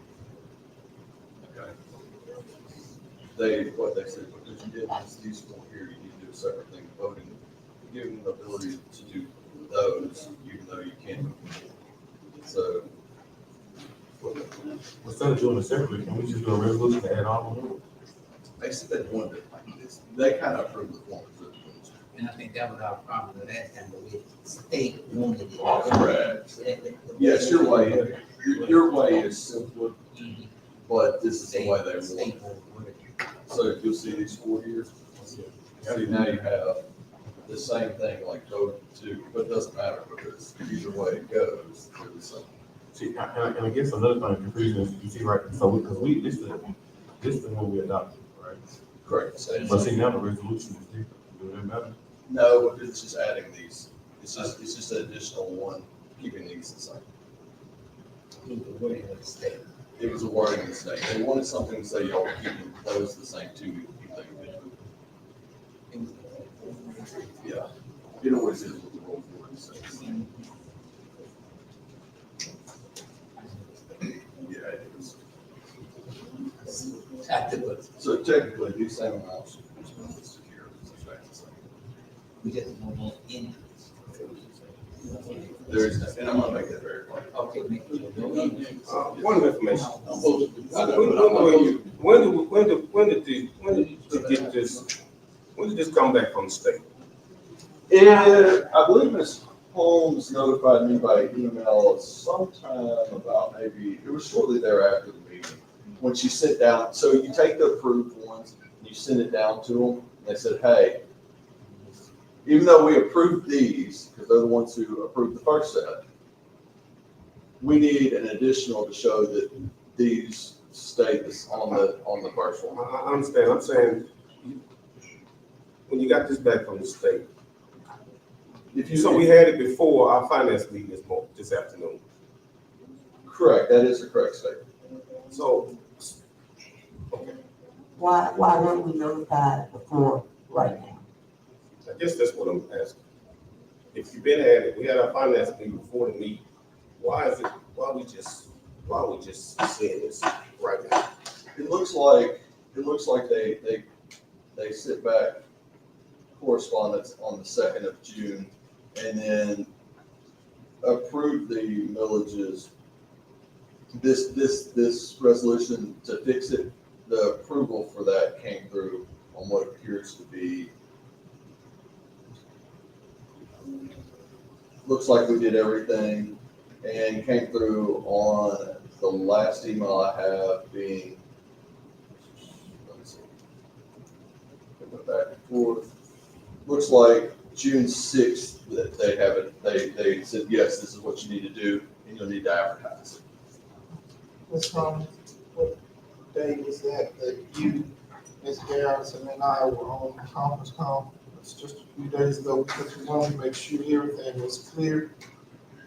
Was that just a couple of days ago? Yes, ma'am. I don't recall the exact date. I believe it was either Thursday or Friday that we were on the phone with Ms. Garrison on conference call, and she explained why we need to change it.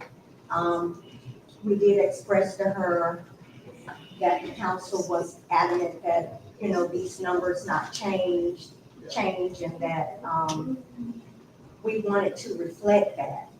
But she advised that we had to do this third resolution so that basically this new one is being made to look like what should have been number one, that would have included all 10. So basically, in the first resolution that we did, the number one had the first 6.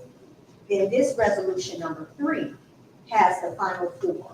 Correct. And that's why I included those resolutions from before, so you can see that when you look at resolution number 1 for 24, and then what we did 2 weeks ago, plus this one today, that column is exactly the same. Yeah, I guess my question even then was, you have 2 different resolutions, right? And in this council, we voted to keep the rate the same. So Right. even with those 2 resolutions, it had to be one to say the rate's the same and the other one increasing the rate. Right, So here we are now to add. right.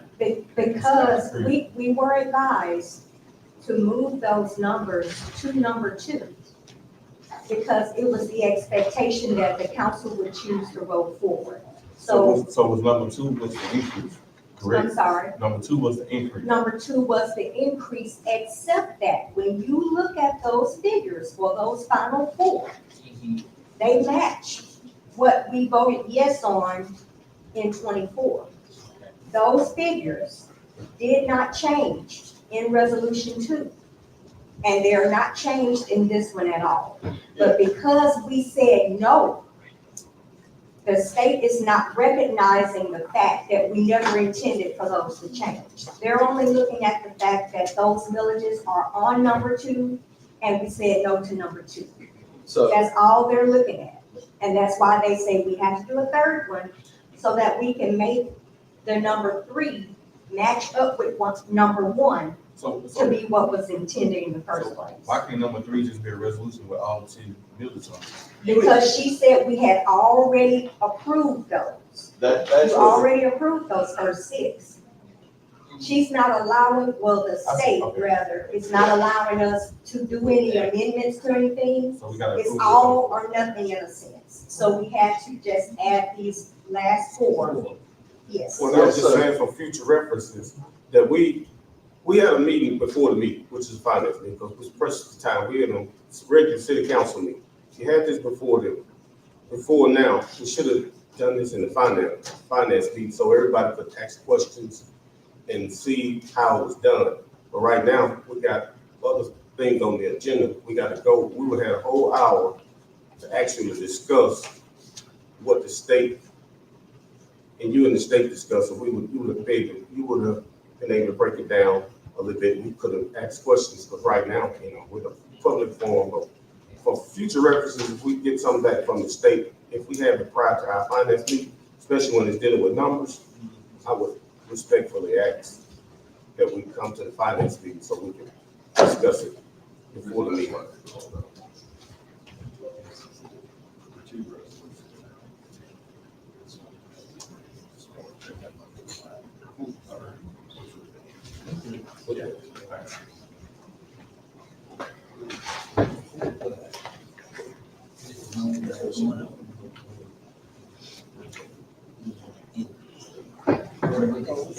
yeah, so just so that everybody is clear and the public is clear, this is being adopted so that there is no increases. The council is not increasing anything. And that's 100% clear. The state said if you want to ensure that you want to fully tell us, who are the governing agency over it, that it's not an increase, you need to include these 4 with this resolution. And so that's what you're doing tonight, is voting to ensure there is no increases. Identify those 4 villages. And those 4 villages are public buildings, cemeteries, fire protection system number 2, playgrounds, recreational facilities. There's a motion. Is there a motion? Is there a second? I second. All in favor of resolution 25-2101, a resolution to adopt the ad valorem village rates for tax year 2025. All in favor? Any opposed? Man, Yes, sir. Because I don't, that's what it's showing. I just don't want to stuff in anything. Not so that's been. Make the amendment that we vote, Mr. Berry, bring me on that. Roll call? District A, Mrs. Angela Tackett. Yes. District B, Mr. Charles Bradford. No. District C, Mr. James Green. Yes. District D, Mr. Derek Green. District E, Mr. Howard Locke. Yes. Okay, motion carried. I just want to make a statement. See, the confusion right now, it should have been at the finance meeting. I mean, therefore, we would have more time to go over it. Not your fault, I'm just saying for future reference, so we'll be able to actually really vet it a little bit closer than what we have done right now. We've taken the attorney word and the state word that is gonna be the way it's written up. I will tell you this much, if I get an email to the contrary that says this is anything different, I will immediately bring this to you. Because that is of the utmost importance. The one guiding principle by everybody was that there would be no increase in taxes. Correct. And if that is anything different than what the will of the city has told me, That's all I heard. Yeah. No increase in taxes. These questions. I'll fill out a special meeting form for one of y'all to sign. All right. B, discussion sewer rates, CIP annual increase. Attorney Jones? Joel, Mr. Nelson's here back there. Mr. Nelson.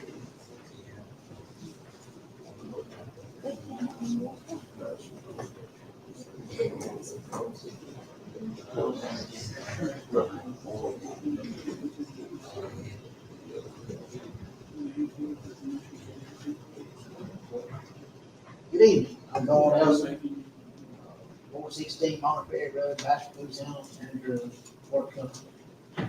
Every year, several years back, the city passed an ordinance or resolution or whatever you want to call it, that there is an increase in the sewer fee based on the consumer price index each year. The city sends me the percentages and the new rates. I put them on the computer and they'll start July the 1st. We had this discussion last year. It's an annual thing. This was simply for discussion, there's no option on it. You said Attorney that. Jones, Attorney Jones, you want to weigh in that? I forwarded that to you, and Mr. Nelson has. Yes, legally, this is your consumer price index, and as it scales, they issue consumer price increases, or they scale it based on it. There is an ordinance in Bastrop that says that the sewer rate is increases with the consumer price, it's indexed with the consumer price index. Indexing means that if there's an increase or decrease, then the sewer rate reflects that amount or percentage of increase or decrease. The other side of that is that the bonds that are attached to our sewer have revenue diminishing clauses in them. In layman's terms, that means that the bonds, the people who you lent money to, the bonding agreement, the finance agreement says that you have to obtain or get the amount of revenue that is allowable by the law. So based on consumer price index, that increases. It's automatic. So Mr. Doe, is the rate going, the increasing? My question would be how much? How much? And then also too, is there anything that we need to revisit? Yeah, we got, point of information, you said the council passed an ordinance years ago, Mr. Jones. It's not this council. I'm just following me on this. So it was a council, so if you can pass something, you can unpass something. What I'm getting at, so it's no debate. Because you talk about the sewer, we talk about sewer now. Right. Not water. Not- People are already on fixed income. Right. And if you just don't go based on the water company and not look at the sewer thing based on the index because the council passed it, I think that's something we need to go back and revisit. And I think that's something that can be looked at is, even though you have a revenue diminishing clause that says that you can't diminish revenues, that typically that applies to, you can't go in and lower the sewer rate that diminishes the amount of profitability that exists within the sewer system. However, the indexing it to the consumer price index specifically is something that can be looked at, because could it diminish your revenue at some point? It could, but that's something that also would just put sewer increases in front of the council to determine how much it is, how much it should be increased. I got a point of information. Last year, was the sewer in the red or was they in the green? They are in the, I'd have to look and see. Probably the green. I believe it's in the green, if I remember correctly. We don't want to just keep adding on to the citizens a burden that we're gonna have to. We can find some kind of neutral ground, make sure we don't lose money, but also don't overtax the And citizens. that's what I was talking about, looking at, you could look at amending that ordinance where it's tied to the consumer price index, the consumer index. Because if that's creating revenue that's, your baseline in sewers, it has to be up, you have to fund it 110%. Other than that, if the consumer price index costs increase, costs to be funded at 114%, okay, of what the cost is, then there's probably a 4% give there. Okay, Did we ask, did we get the question, how much is it going up? that was the one I asked.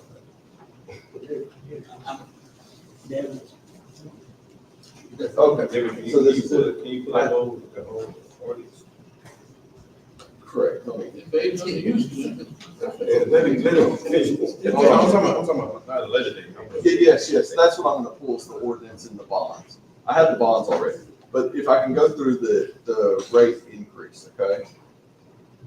So currently, for what is considered residential inside the city limits, the current price you pay, the minimum charge is $25.39. Per gallon.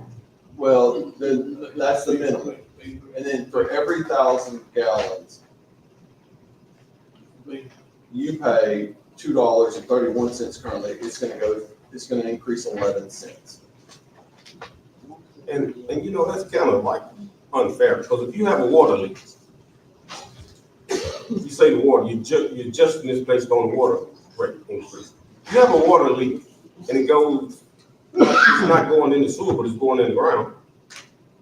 But the people that's paying sewer is based on their water bill. So we have to, it's a give and take.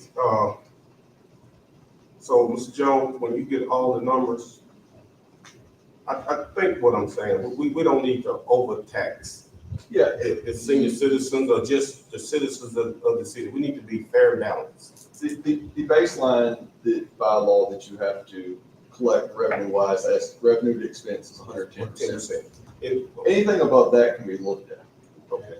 In relation to how we increase the sewer price, which is currently, there's multiple ways to do it, but currently we do it indexed to the consumer price index. You could just do it as to looking at it each year based on the council, which might be less than what the consumer price index is, but not be below the 110%. Can we do a study for the last 3 years, see if we exceeded that 110%? So I'll have to look, I know that I have looked at that before because they do a rate study when they're trying to get grants or anything like I that. think you and I talked about, I think we go over that limit. We have a rate study as of recent to see where the rate is funding us at. And we can look in relation to the most recent rate study. And I believe I've spoken with them, with the water company before that does the sewer, that they have one of recent, because those are how they get funding, is are you within the rate? How much is the rate funding you? A lot of times they'll say, hey, look, you're solvent by X amount of dollars per user. And so you'll have something close to that. So I'll see how recent that rate study is to determine whether do we need to have another rate study, or is this one recent enough that we can be able to do that? Now, I will tell you one thing that's gonna throw it off is the price increase. It's gonna create a little bit different rate study. So that will be something that factors into the analysis that I can get to. Okay. Mr. Nelson, which one of these rate studies did we use on an application for the SIP grant? Did we use this one? About 2 years ago, Yes. LRWA did one for the city. I don't know the dates or anything like that. I just want to be clear, the sewer going up does not bring another penny in the water company.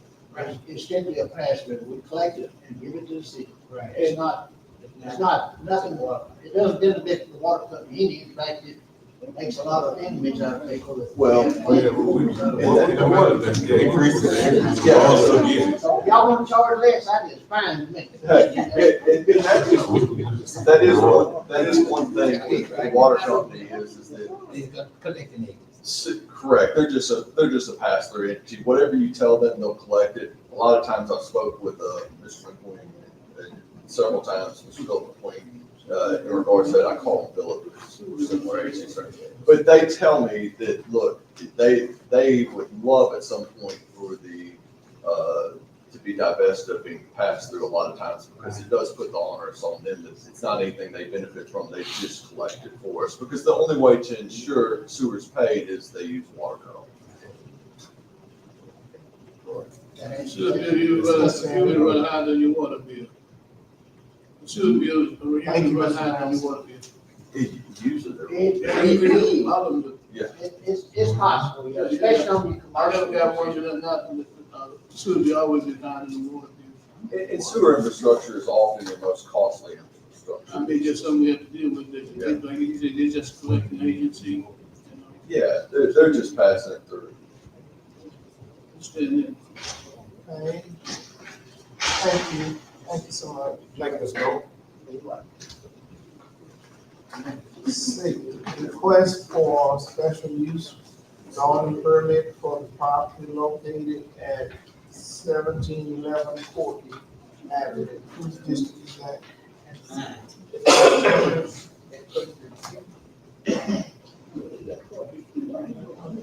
Request for use zoning permit for the property located at What are you asking me, I'm sorry? I don't get it about that.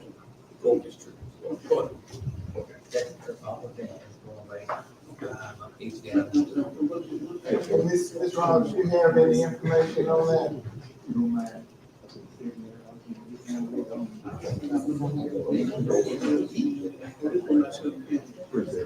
Yes, ma'am. The lady came before us and she has a little metal building that is not attached to her house. It's separate. It has electricity to it and that's it. And what she wants to do is sell candy and soft drinks. And not candy she makes, like she's going to the store and buy candy and chips and soft drinks. And then she's just going to sell them to the children out of this little metal building. This,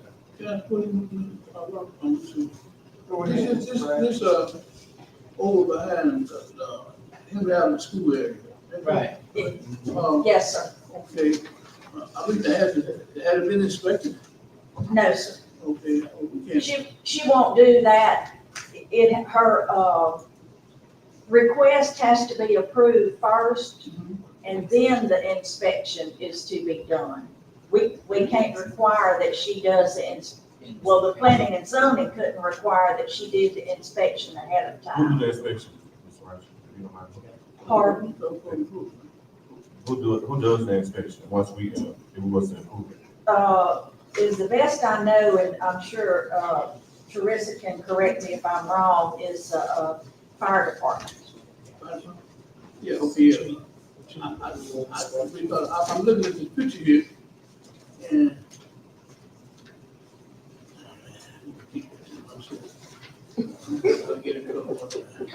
I move that we accept this application pending the inspection by them. But, Go ahead, Mr. Blunt. so, Mayor, I move that we accept this, petition pending the inspection by the city. I second. I second. Properly moved and seconded. Been inspected by the city, I will know for that. Is that your language, Mr. Blunt? Yes. All in favor? Any opposed? Motion carries. D, request for special use zoning permit for the property located at 607 Orion Greens District. Zoning permit for property located at 607 Orion. What did you ask? That's a, person who had started building a detached carport from their house and, I think the person is here. oh, okay. No, it's not me. It's not you? No, I don't think it's a good idea for the neighborhood to build a garage in front of your house. it's a bad idea. So they already the inspectors already turned me down, so they come in front of y'all. Well, I'm trying to see what inspectors. The guys who do the permits. Hold up, let me speak about that. All right. That's not accurate. I spoke with the attorney. That's why we're gonna table it until we get some clarity. Because I spoke with the attorney, and I was part of code enforcement also, first of all. That's my district over there. Okay. So I was under the impression that you just stated, based on what you heard, that they turned this permit down, but actually we just have a temporary code enforcement. That's why I think the problem is right now. Right. We don't have an actual code enforcement guy that's coming up, because we got to be careful when we're dealing with private landowners. Whether you like it, whether they look good or not, you got to always give, if it's legal, despite what I think about it, because somebody probably say that I want to build something that don't look good, but if it falls within the specs, then that's what we about, specs. And I talked to somebody on the zoning board, and you have to go by legal opinion. The zoning board, a member said, he sent me something saying that is out of specs. But when I talked to the attorney, that's what we rely on, he told me something totally different. He said the word, I let him explain. You know, it could be approved because it should. I let him explain to you right now. Okay. So what we're talking about this specific property, because I've talked with members of the board, I've talked with council regarding this house. This is what would be called a carriage court garage. It is in chapter 8.4.1 B2. It says, carports may not be permitted in the carriage court form. The operative word there is may. In legal, may and shall have two very specific meanings. May means that it's permissive, meaning that it could be. So what that 8.41 B2 provision says, may not be permitted in the carriage court form, which is the form of that garage in that house without dispute. That's where we're at. Means that it's not automatically permitted, but it may be permitted. It may not be permitted. It's permissive as to whether you do not want to permit that. So that's where it comes to. So that's the question. But what needs to probably happen is just, we need to get with whenever we have the code enforcement in full, and we have it to look at the neighborhood, the surroundings, kind of like what happened with the apartments when we were talking about it. You know, to see the apartments, whenever they were up for approval, speaking with the neighborhoods and everything, and find out what's going on, and then bring this back at a later date to find out, because it's one of those permissive ones. If it said shall not be permitted, that would mean that it's not allowed. It's allowable, it just means that it has to be granted to be able to be done. And I got a point of information, because I'm glad you're concerned about it. There's a lot of people. Yeah, right. Follow me on this, hold up. I want to bag up. The guy that made the official complaint, I got all my paperwork. He's actually a part of the zoning, so really you shouldn't vote on it when you're a part of something. But my point is, I agree totally with going to the neighbors and seeing if they want it. Just like out by Prairie View when they was gonna build apartments. When the council, Shaw was on the board, they polled the people and they said they didn't want it. Now, the same person on this board, it's kind of ironic to me that when it's in close proximity to their place of living, then you can go out and poll the people. But I was ostracized for saying the same thing about those solar panels. I never said I didn't want them. I asked a question. Did you guys go out and ask the people around the solar panels? And the answer was no.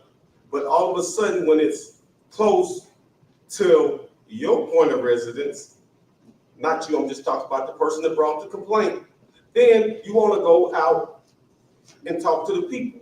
You can't have a double standard. We have to be straightforward with everybody, whether you're rich, poor, black, white, no matter what.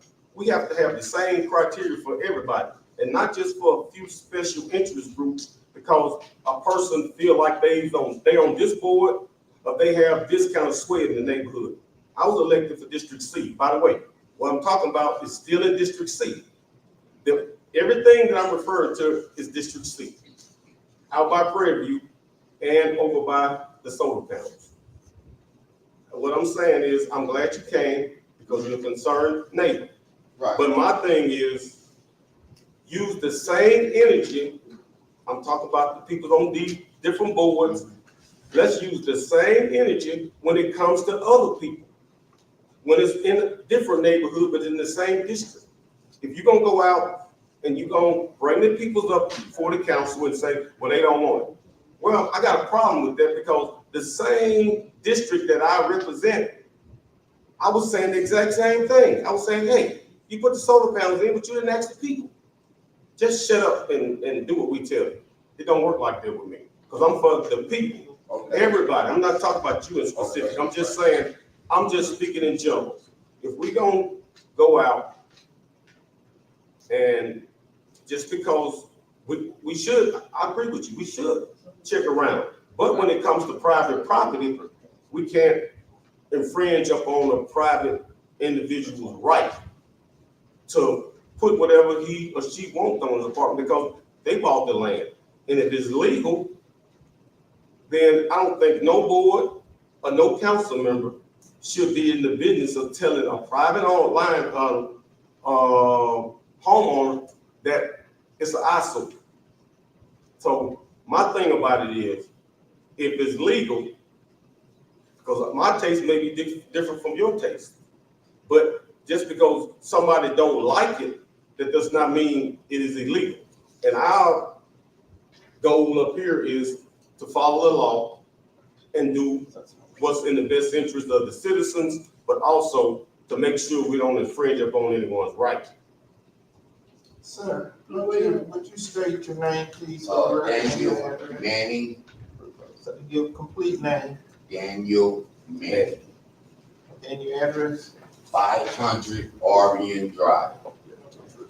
Can I say something else? Like when I bought the land out there, they had a contract where everybody in the neighborhood signed in 1995, and they got what you can build and what you can't build out there. Okay, is there a covenant on that property? Pardon me? Is there a covenant, Ms. Rod? I don't know what the covenant That is. lists the subdivision? See? Yeah, there you go, right there, got different stuff. Ms. Rogers, And it got point of information, when was code enforcement established? so many feet from the house and everything. 2009, if I'm not mistaken. The So latter anything of prior to 2009 is not grandfathered in. When was code enforcement established, you said? I think it's 2009. It started with Mayor Hawkins, and then it started with Mayor Hawkins, and then in 2010, it continued with, when Mayor Olive was, mayor at that time. And I think what part of the problem is, it doesn't fit the requirements, like the setbacks that you have to have. It also says in this ordinance that it has to be on a slab. Well, part of it is on the concrete and part of it is not. I went by and looked at it, is the reason I know this. After I understood there was a question, so I drove out and looked at it. And I think what Ms. Rogers is saying is kind of what we were talking to. And Ms. Rogers has, as a board member of the planning and zoning chairperson, has gone out there to do that due diligence. But that's something where when there is a code person, we can further investigate. That's part of what I'm asking for the table, so we can know the specs of it. because Ms. Rogers took the initiative to go out there and do that. Very commendable to ensure that stuff above and beyond what a board member would normally do, went out there and did some stuff herself. We would want somebody who's an official of the city, who's in that department, to build that report and bring it with everything in it that Ms. Rogers has seen, so that there's not just, is this a, because what we're talking about right now, up until Ms. Rogers did that, we're talking about, was this just a carriage court house, a garage, which just brings you that provision. There might be multiple provisions, so that's part of it, speaking with the community, what all is in violation there that you can have in a report. I would ask the table. Okay, I got another question for you. Please, I got one question. Go ahead. Okay, That's your, go ahead. okay, I got one other question. Somebody said it was too close to the property line. Well, in this restriction that they have, it said, no dwelling shall be erected or placed on any lot which lot has a width of less than 90 feet at the minimum building setback line, which means from the street or from the neighbor's property line. That has been measured. No, I didn't measure it. I forgot to take a tape out there when I went, so I did not measure it. I don't know the answer to that. Yeah. I think that's just part of speaking to, let's get a fuller Yeah. report of what all's there. I think that's what I'm saying. Next, we should have a code enforcement officer in place within the next 60 days, 30 days. So therefore, they can go out and they do their due diligence to do the research and bring it back. Because if it's not inspected, then it's not inspected. I just can't go based on the looks of it. We gotta be legal in telling a person that they cannot build something. We don't wanna get into that because it don't look good. Because what look good to you might not look good to me. Well. And this also says that, let's see where I read this. No dwelling shall be constructed or permitted on any lot of less than 1,500 square feet, exclusive of open porches, breezeways, and garages, and at a cost of less than $60,000, based upon, cost levels prevailing on the date of these covenants, which was 1995. Is that what you said? sir? So there is a So take all Oh, that into okay. consideration. So That was whoever, before the code, that was before 2009. That's what I'm getting at.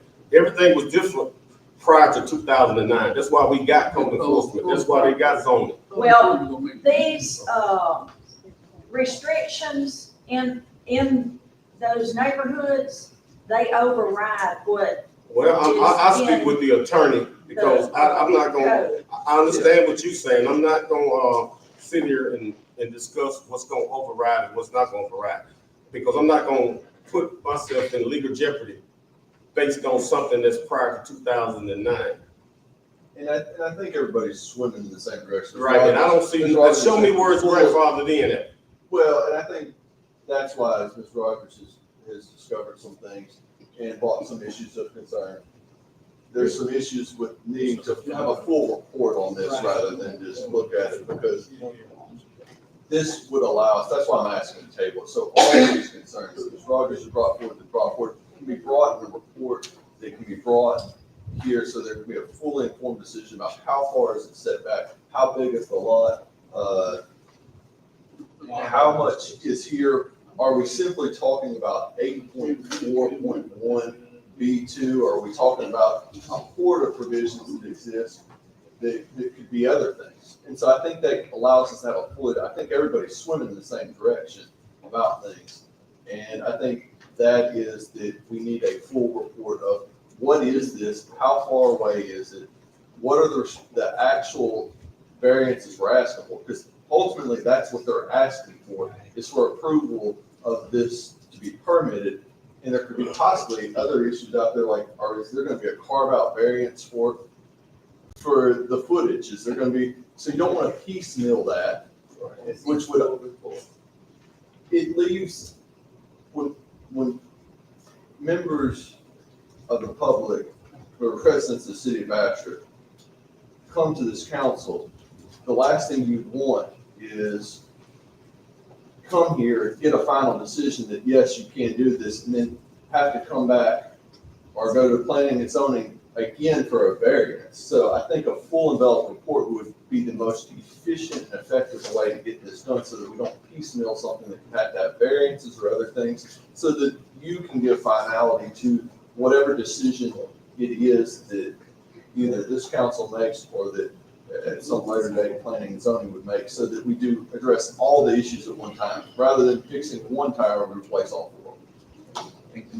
Okay, you got way in on that for me? I want to keep track to the homeowner, the neighbors, and everybody there. Now, that's been an application for a zoning permit, according to 5.2, it's been denied by the mayor. It's been denied. Now, the person, the homeowner have a right to appeal. You know, let's move on. I just said, instead of table, because you tabled it, the guy can still go ahead and do it tomorrow and complete the project. But it has been denied, unless you see him, see, it's on the agenda. Who denied it? The guy here, Mayor, it's on you, got it. But it's been denied. I mean, we, one thing I Code enforcement didn't, we don't have to go for the mail act.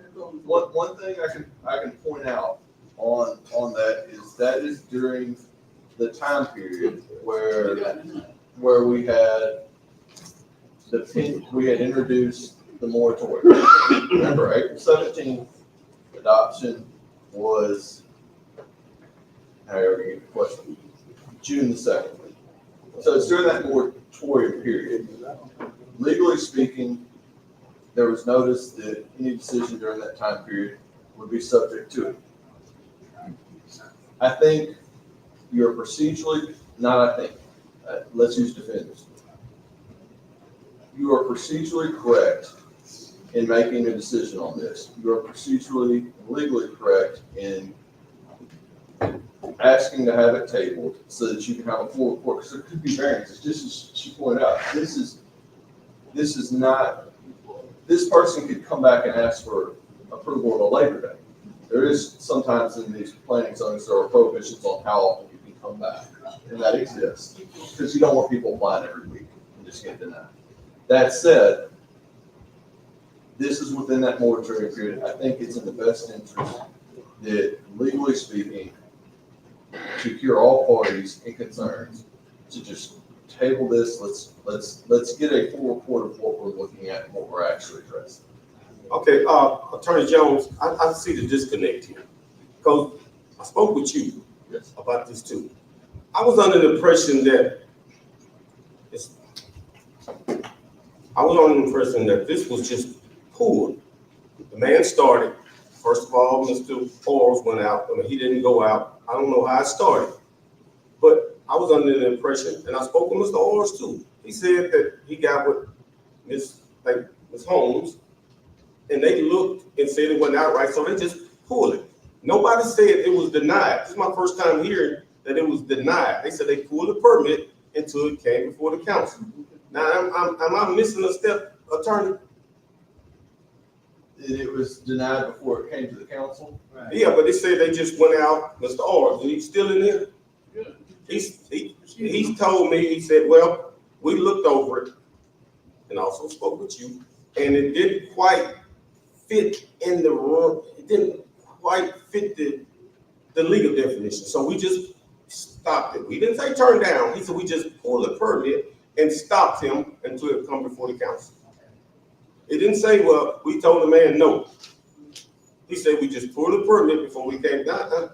Mr. Orles. Well, I'll call Mr. Orles to And I think I don't know if it was denied or approved. I don't know that. I haven't seen it, but as best I know, they told the man that he couldn't do any more work until it was decided upon. And part of the problem was he didn't come to the city to begin with to get a permit. He just started building and didn't get a permit from the city. And just a note, a side note, in that same neighborhood, probably 4 or 5 years ago, we denied someone out there that was going to build a shop beside their house, which is similar to a carport. Well, I just wanna, I'm looking at the application, and I wasn't aware that it was, I see disapproved on it. I was under the impression that they just were gonna stop it. I didn't know that. Have anybody informed the man that it was disapproved? I can't answer that, I don't send the letters out. I'm Okay. sorry, I can't answer that question. Thank you, Ms. Ryan. Thank you, Mayor. Mr. Orles, if you'll come, and in terms of procedure, people have the right, if they disagree on one level, they can bring it to another level, and I think that's where we are with this. I think some of the changes or acknowledgement of desire to have zoning change is what brought this on, and the person is coming as his effort, her effort to see what they want to, the outcome. Go ahead, Mr. Owens. Yes, since we didn't have a code enforcement officer, they asked me to investigate. I investigated the permit. By the information from the zoning board, it did not meet the criteria. I called the gentleman and told him, I said, it does not meet the criteria. I said, the mayor is the only official that can sign it. I said, and your next appeal is to take it to the zoning commission. At that time, was the only thing that was in place. And I did, I talked to him, I would have told him. So is he under the impression that it had been declined? But it was under the impression that, yes, that it had been declined at the, when I say declined, it's disapproved. And that he had to go through the appeal process for it to go to the next step. Did you inform him about the approval process? Yes, I told him he had to take it to the, at that time, the ordinance says he had to take it to the zoning commission to appeal. I make a motion to table this until we get a zoning, a code enforcement guy in, and to really vet the process. We're gonna be fair to everybody. We have a motion on the floor. So I got to put, so, this motion to table, and I have a problem, you know, but I guess I have to ask myself, if we just table this, can this guy continue to build? No, it's been denied. That's what I just showed. It's been denied, so he's not building no more. He has to, if I understand the process right, he has to complete the zoning application and be approved before he can build, because he can't give a building permit, if I understand right. Well, why is he building period? I can't answer that. Okay. So, As long as he can't build, I mean, Is there a second? why we discuss. Okay, we have a motion and a second, all in favor? Aye. Any opposed? Motion carries. Item table. Okay, item E, approved zoning application of property located at 131 Elm Street. That's exactly, that's my issue. Go ahead. That along with item F, 102 South Washington, again, it is a special permit. Yes, sir. So that must mean it falls with zoning. Well, I'm gonna table it, both of those, I give with Devin to make sure everything, you can come up with Devin if you want. And I'm sorry, I apologize, but according to what our code says, that should just be approved by right. And then it should be approved by the historical district, because that shop will be in the historic district. It's right across from where Susan Arnett is. So actually, that should be approved by right.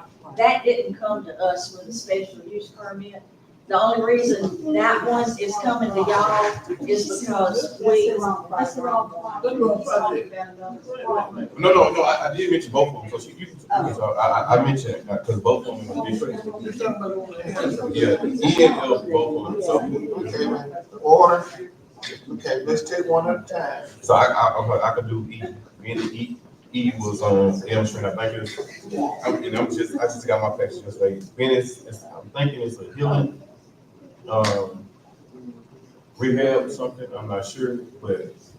See, I don't know about the Elm Street property because that never came to us because the moratorium went into effect So- before this application was made. But, so then, can you and I get with the owner to make sure all the space and everything taken care of? Correct. Okay. I'm gonna make the motion to table E. I second. There's a motion and a second. All in favor? Opposed? And for it, health, giving, Okay. L, approve zoning application for the property located at 102 South Washington Street.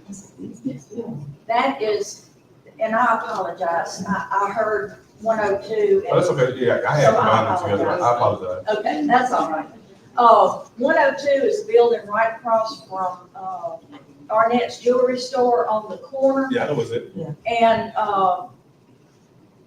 of course, it meets all the criteria that's in the code because it is a business, it's a commercial business. They're going to do, Anesthesia.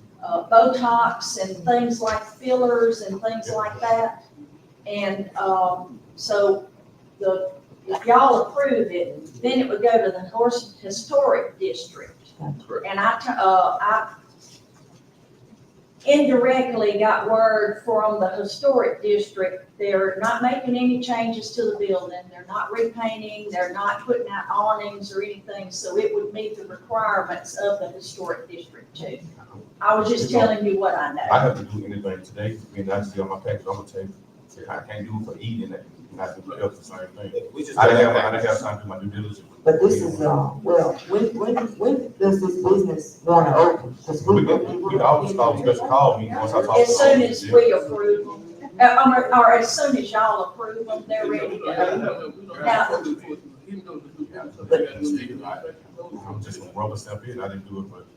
well, they will have to have the proper inspections, you know, after y'all approve it, but they're ready to open like now. Yeah. Is that the gentleman that's behind you, or you? I don't agree. Okay. Oh, okay. I don't agree. If you come and state your name, please.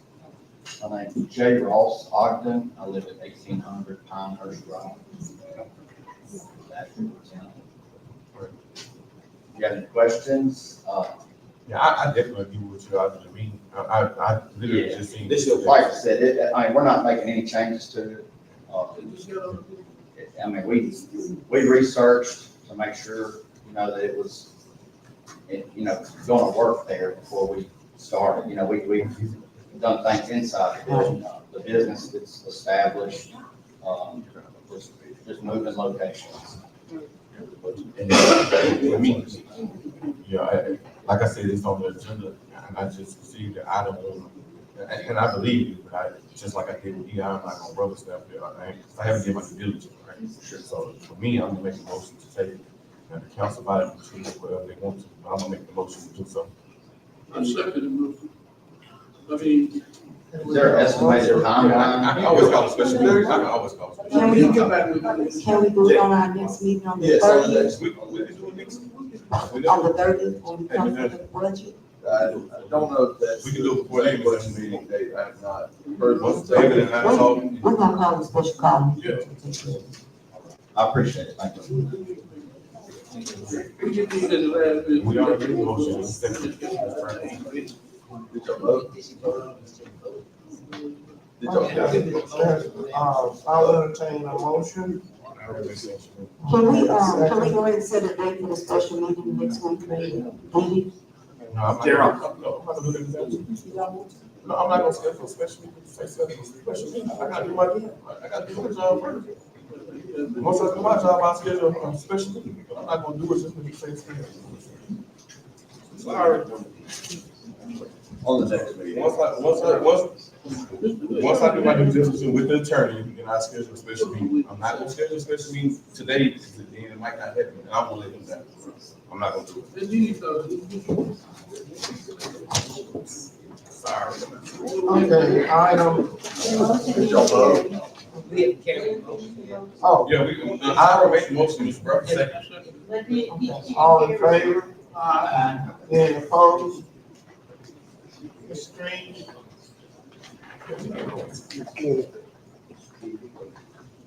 Yeah, I can. All in favor?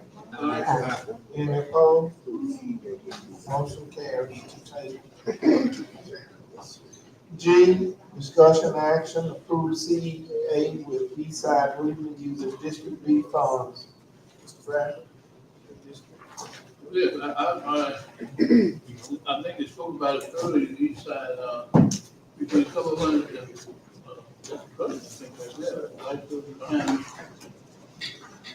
and, I think that you all have all the requirements, right? Have they met the requirements of turning? So, Come up there, maybe she behind, the gallery? Yeah, I'm right here. Oh, I can see, I'm sorry. Okay. I ain't get blind, I can't see. so. I'll let, Go ahead, we're gonna get them there. okay, so with this, and let me bring this up. This is, I was informed the business is the East Side Leadership Movement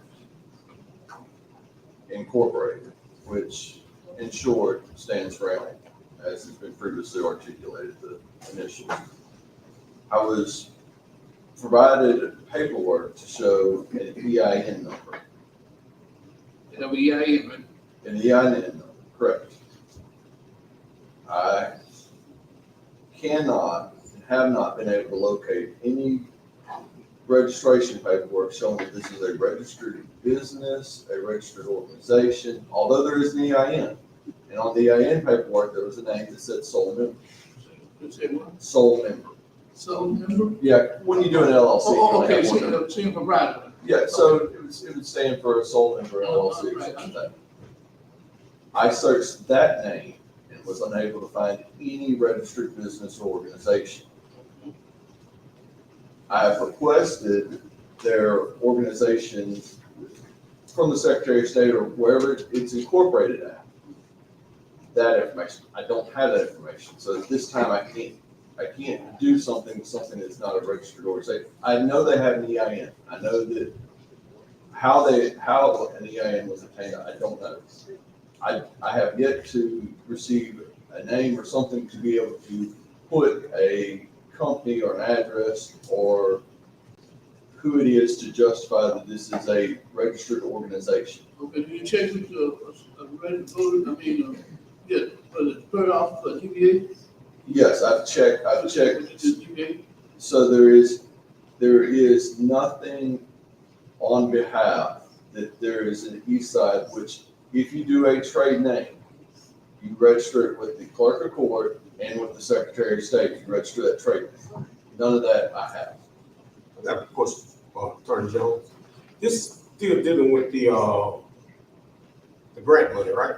Correct. So, based on Ms. Hart, and we've talked about this, so now there's a bunch of stipulations. Well, I'm fixing to get to that, because I can do it to an individual. However,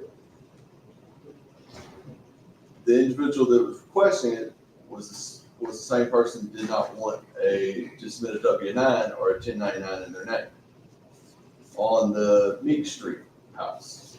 And so that is the overarching issue. If I can't do it to a person, and it was to be done in the CA was to be done in the East Side Leadership Movement Incorporated, I either have to find something that says this is an actual, what we call juridical person or business or an organization, or I have to have the person. Well, if the person is not going to do a W-9 on one, now we're going to have a double complicated problem where this person's going to get two 1099s. Well, maybe you want to do it on one, not the other.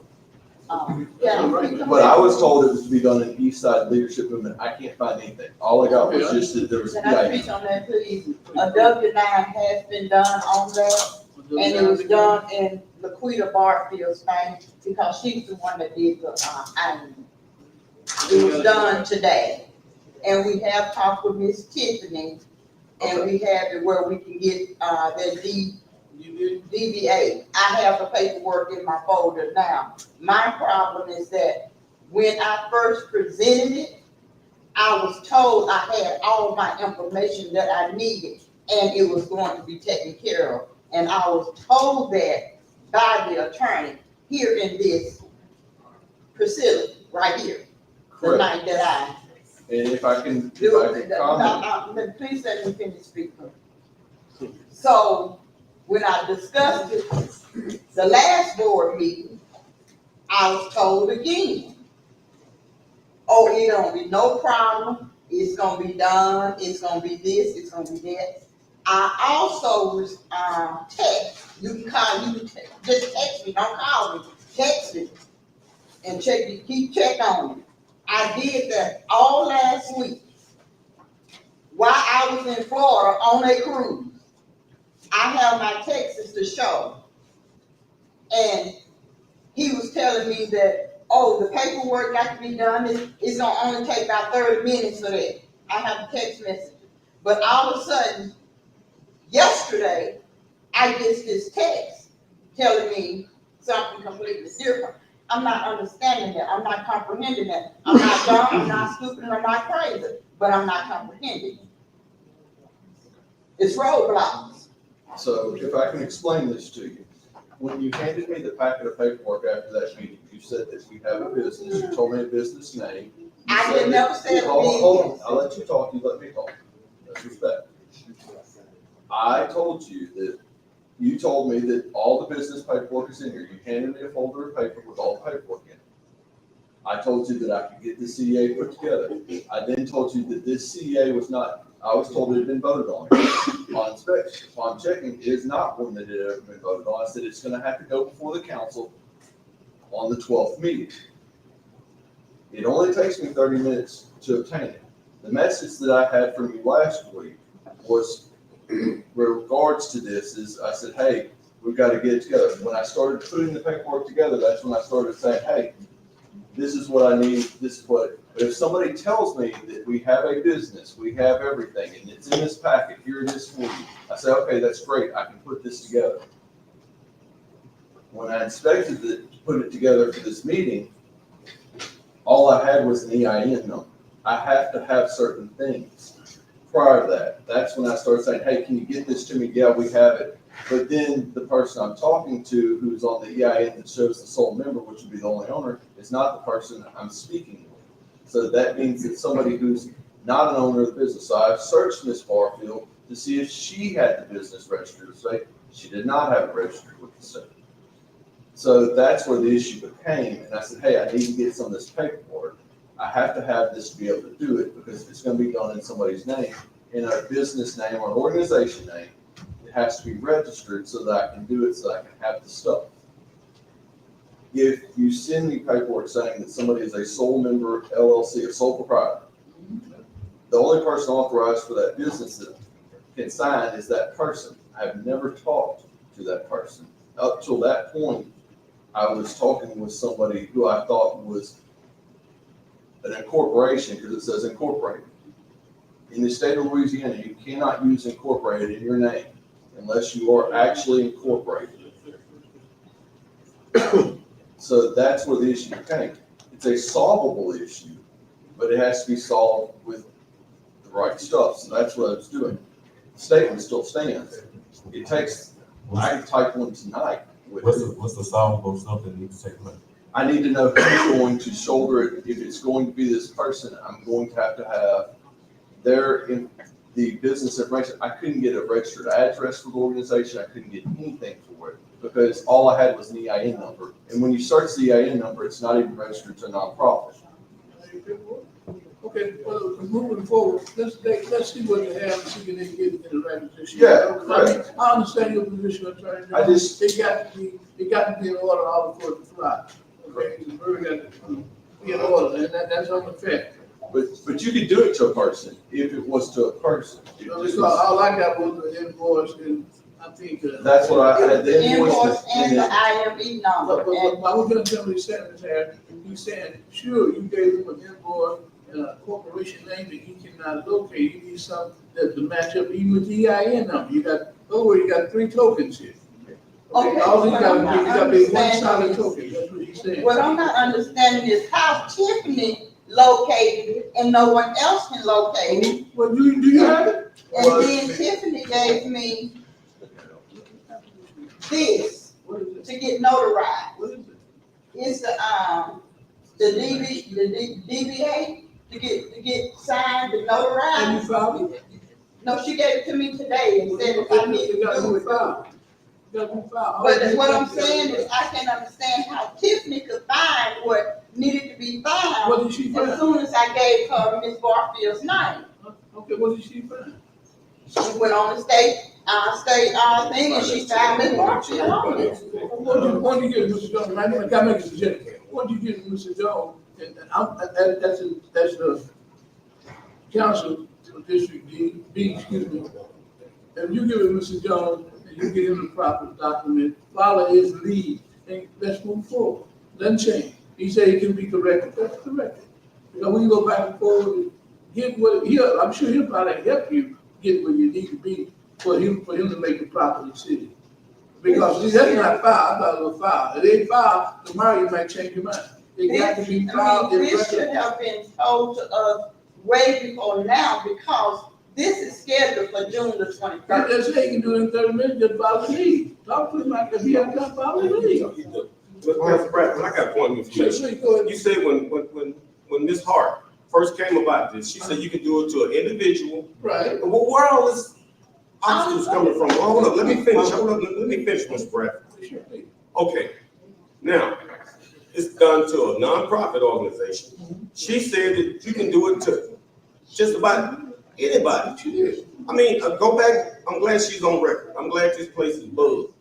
So you can go back and look and listen to everything that we said here. So here's the issue. No, what I ain't talking about you, I'm getting at something right quick. I want to ask you a question.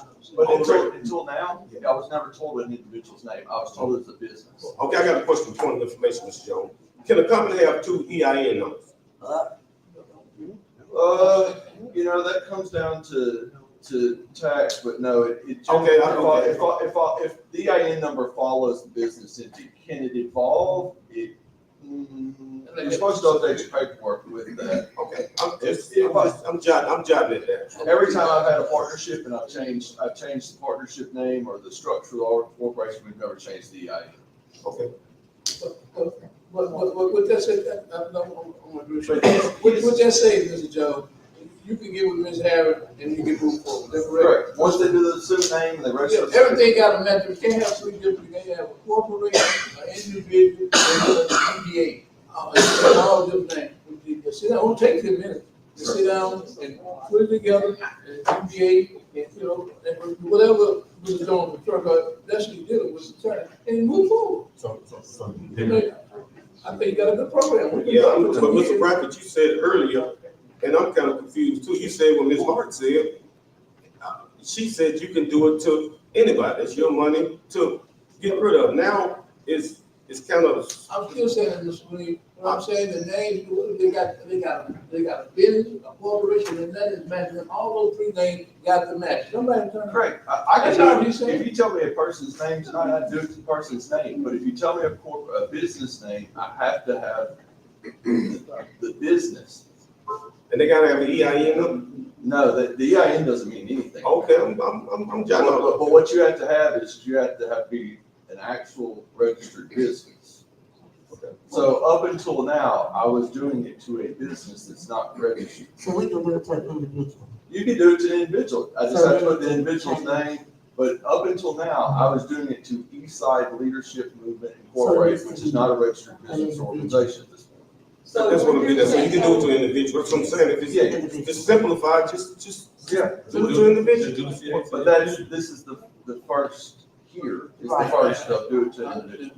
All right, can I have one more question, please? You have an EIN number, I understand that right, is that correct? Yes. What's the name of the EIN number? Could you give the correct name of the EIN number? And that's what I have it, You have it? and that's what I researched. What's the name, young man? Let's What's get the some reason? security number for business.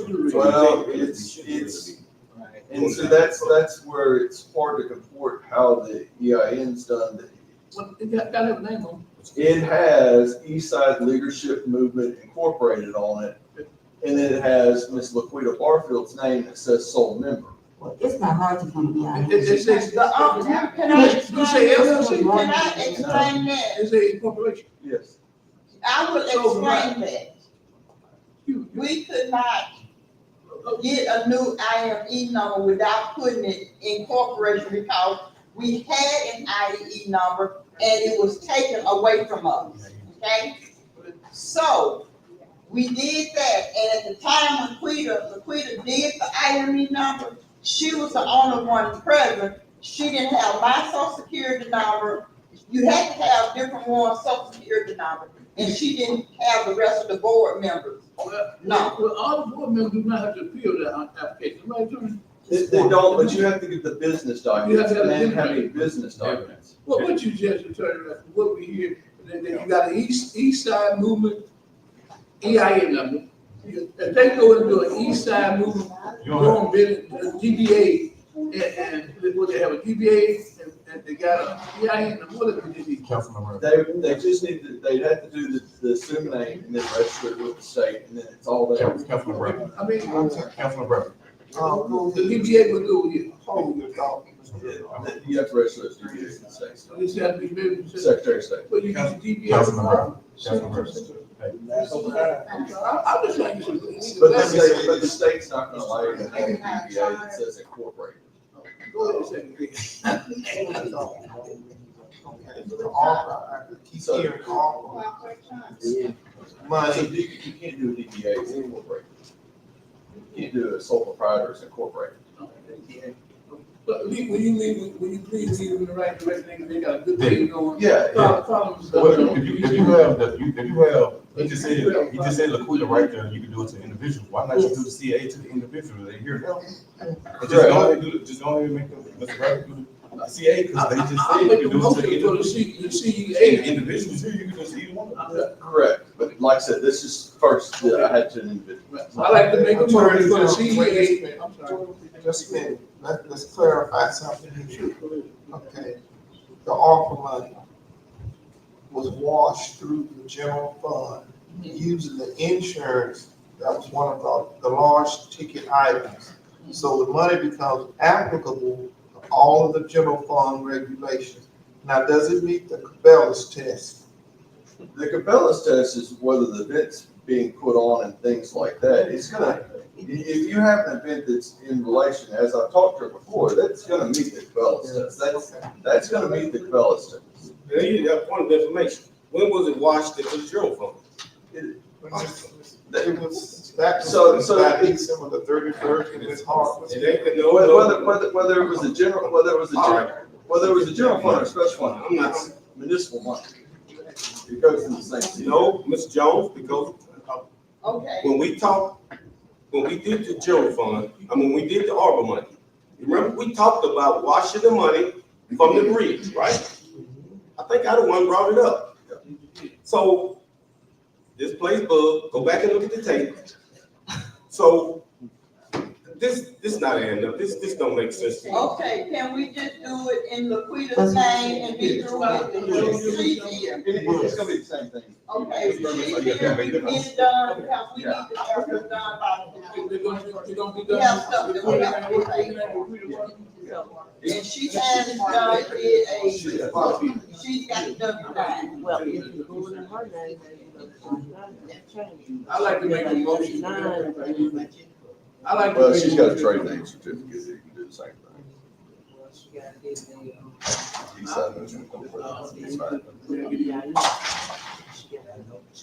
Oh, you can use a 10 or, you can use a 10 or, you can use a 10 or something. Yeah, you don't use a taxpayer ID number or. I like to make a motion that the CEA and this Garfield, she's a member of the East Side, doing business the East Side. I hope you want to word it up, sir.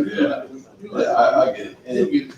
Okay, and I'd like to make a motion that the CEA be done in Mrs. Garfield's name. Can I get a second? I second. And I got, because something just piqued my curiosity, and I think each council member better pay close attention to the words that was just used. Because we was under the impression the ARPA fund, when we get the ARPA fund money, now you gotta be careful because it was, you could only use for specific things when it was in ARPA fund money. But, hold up, I'm listening to this, the chairman says it's been washed into the general fund.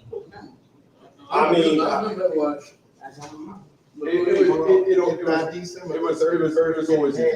always in the general fund. But it was in the general fund, but it was supposed to be itemized out by itself. That's why we look like we had $4.4 million, but we actually had two, because 2.2 of that was in the ARPA fund. And it never should have been in the general fund. It's in your general fund, but it's segregated by being allocated to the districts.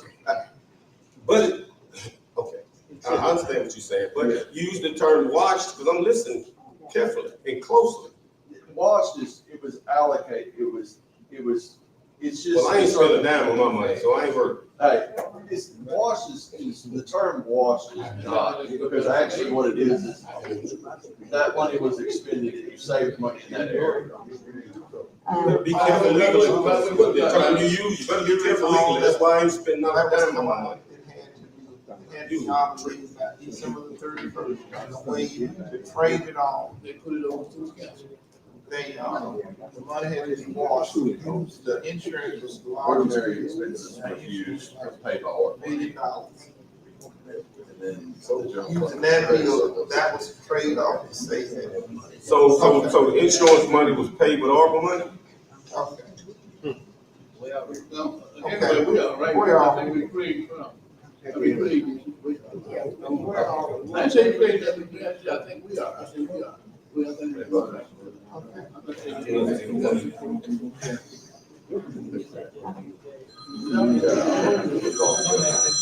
Let's go. It's a motion in a second.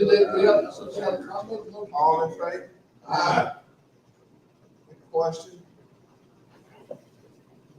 At this time, I want to expand the agenda to discuss the police department issues that Bishop Bradford asked for a special call meeting for, and the ambulance contract for our site patients at the hospital. I second that motion. I second that motion. You have to have public comments on whether to expand the agenda for that. Okay, is the check for the, Mary Hawkins for 1305 Mead Street, how is that going to be handled? I want you to really believe that. We will go to bed. Y'all said y'all gonna come back to it. No, that one is, it's just do the W-9. I'm calling for my police. Huh? Do the W-9. Do the W-9 and Jimmy, so when do I need to do the W-9? We can get all this done. No, we'll have, It's a motion on the floor. whatever. Okay, there's a, was there a second? Yeah, I second. Yeah. All in favor? Uh, Any opposed? Public comments?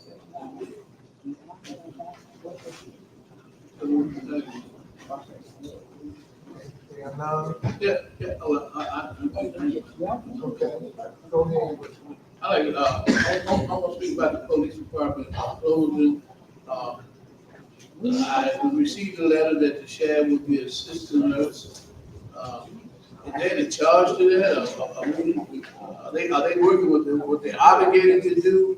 Because they cover the whole parish, we're gonna receive a bill on that, or what's the status of that? Because it wasn't clear. I know the last 2 or 3 years before we council, we received a bill, several bills. Well, I just wondered, can you explain to a little clear what, I know your letter say they will be assisting. I mean, is there any cost, because are we back on duty? I don't know. I see some of our officers after 6 o'clock, and I see them, they back to their same summer routine. I noticed in my neighborhood, 5 to 6 cars riding down on a vehicle for a traffic stop. I've seen it at least 2 to 3 times since they've been back out to 6 o'clock in the afternoon. I'm just wondering, if somebody give some clarity on what to expect from our police, you know, what's going on in our community police, Chief, I had you in the paper that week, you asking for help, I can appreciate that, you know, and you need help. I just wanna know, Come on, Chief Reed. somebody tell us, are we generating another bill? Well, and I spoke to a police officer yesterday, Okay. and the information that was relayed to me was that the sheriff department in a lot of instances was not in rotation with our police officers. So sometimes you had 1 on the street, 2 on the street, and that the sheriff department was not in rotation. So that's a huge issue.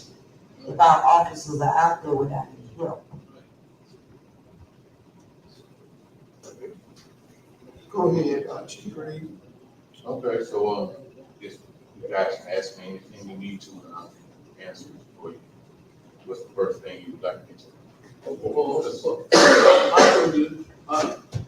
That's usually incident we occurred with Officer McKinney. Are we getting an assistant that are doing? How many officers do we have on the streets citywide after 6 o'clock? Do we have it? It depends on what days that they're working on.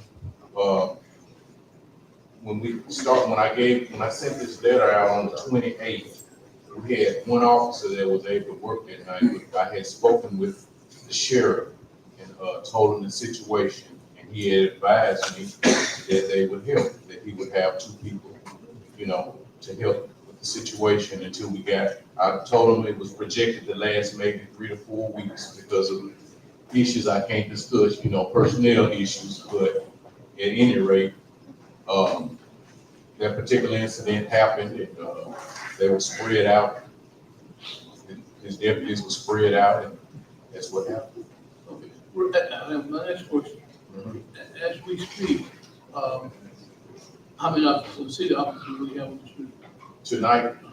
Tonight you have the sheriff department filling in. You start having officers on We tomorrow. don't have any city officers on the street. Not tonight, the sheriff department Are supplementing they, patrol. any cost, or we paying them? I'm not aware of any costs.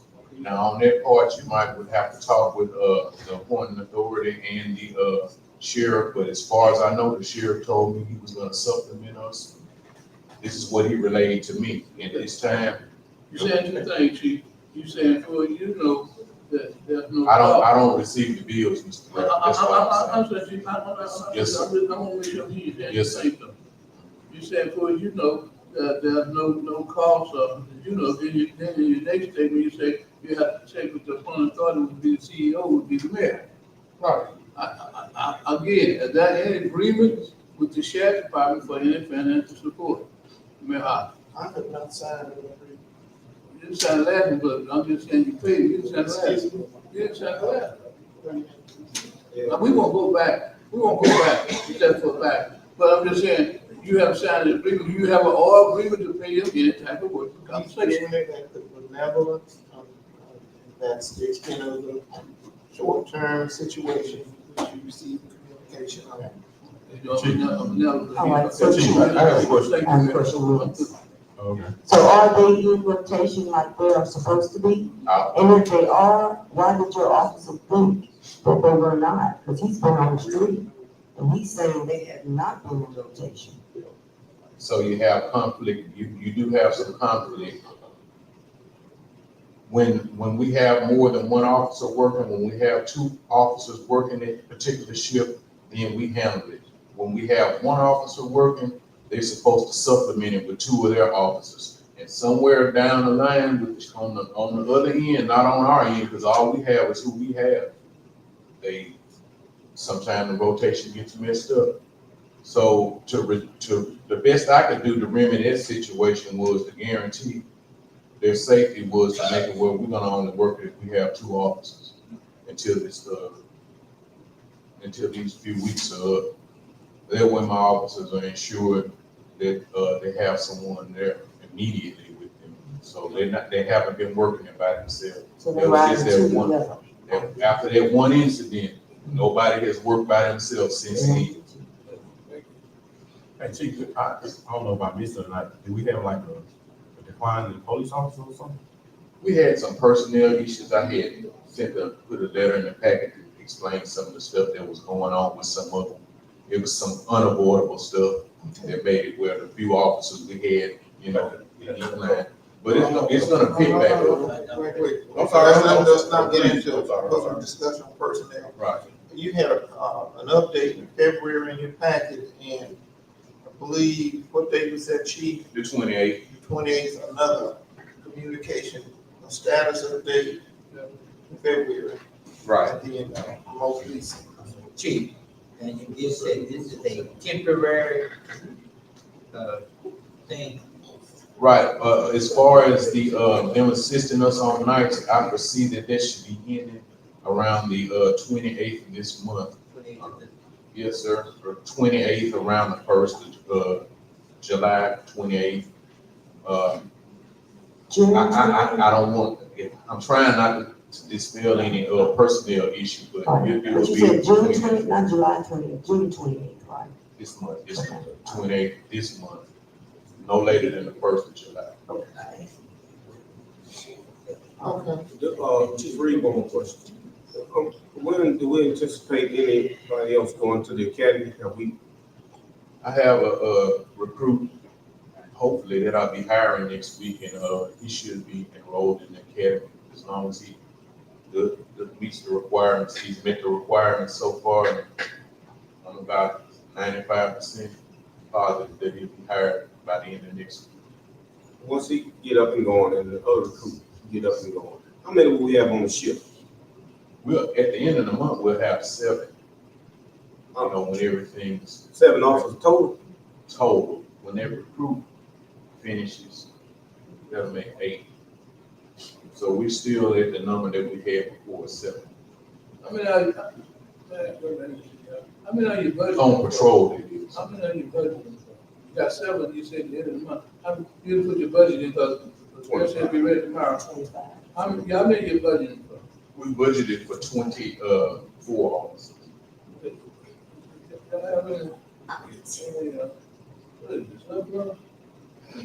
No, it's not. You have to fill the slots, and if you don't budget enough, Okay, we got 25, but we still short of money. We got 25 we budgeted for, but we had no more than 7, 8 all year long. Should be some money left over. Jesus, sheriff department to supplement. Not the schedule. Not only that, the officers are working overtime. They're working 40, sometimes 45 to 50 hours a pay period. That some of that money is supplementing the overtime. A lot of it is supplementing.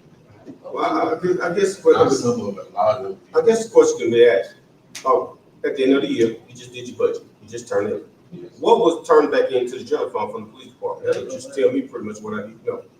I think that figure was about 213,000. What was your budget?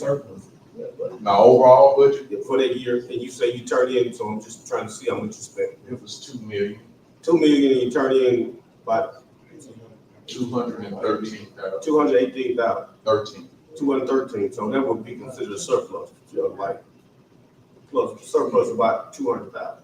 Right.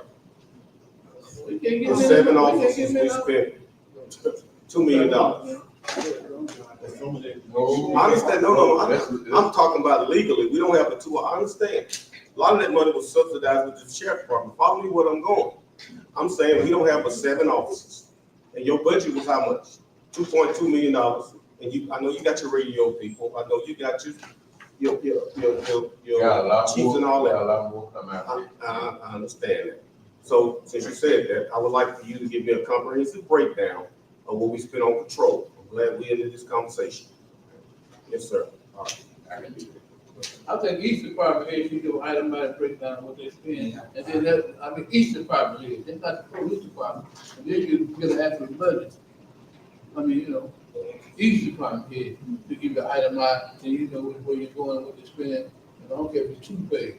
Chief, can you explain that you have had officers, but they are constantly being raided by other entities like State Department Yes, sir. Maybe that, It happens quite often when we do get a potential or we get someone on board, the state police come scoop them up, the sheriff department, other township. other townships get them. Because Even this recruit that I'm recruiting, that I'm about to hire next week, I got somebody trying to get them now. But it's because our rates, right?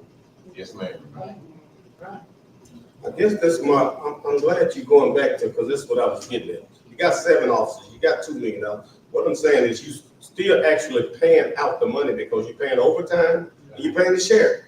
What I'm trying to get at, if you could just give a raise, then you can get your own officers. You're spending the money anyway. You're spending it with overtime and you're spending it with the sheriff department. That's what I'm trying to get you. That's what, I guess that's what I'm trying to. So we actually. That's what I'm trying to get you to see. You're spending the money anyway. Right. What is it gonna take you to keep officers? Keep Money. officers and recruit. And I told A you, raise. money. So you need to come up with a rate. We're about to do this budget. So we can get us some officers. I have it already in my. You gotta get ready for tomorrow. But we'll be ready tomorrow. I can't go to sleep tonight.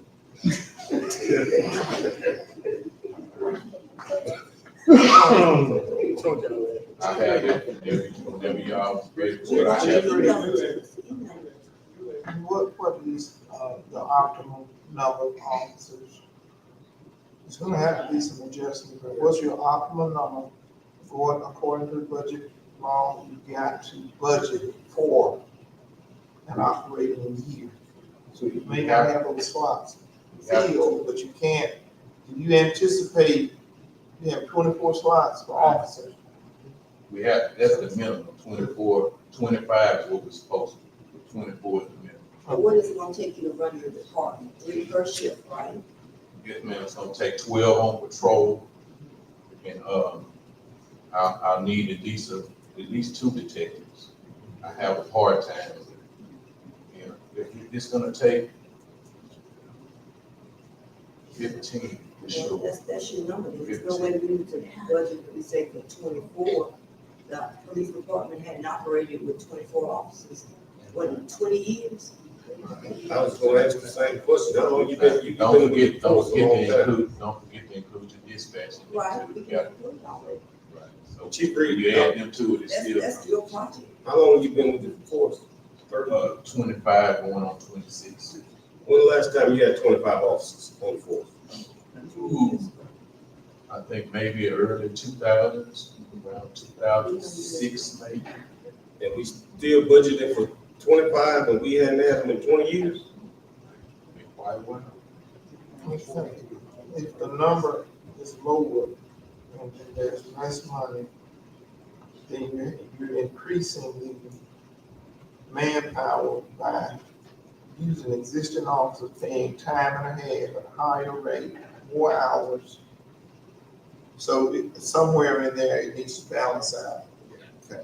The next item, did we vote on the concurrent, so take both items? Yes, we did. Okay. The next one is Patrick. Yes, ma'am. Ambulance service. Right. Thank you, Chief. Thank I think the hospital employee presented months back about the hardship of transporting psych patients. After did not have the manpower, they sent an email stating such. So it is the wish of the hospital that we could venture into a contract with another company. So that way psych patients don't have to wait way off to 60 hours in the emergency room to be transported to a psychiatric facility. We are not taking care of our patients, we're not taking care of our community, because we have been sitting on this.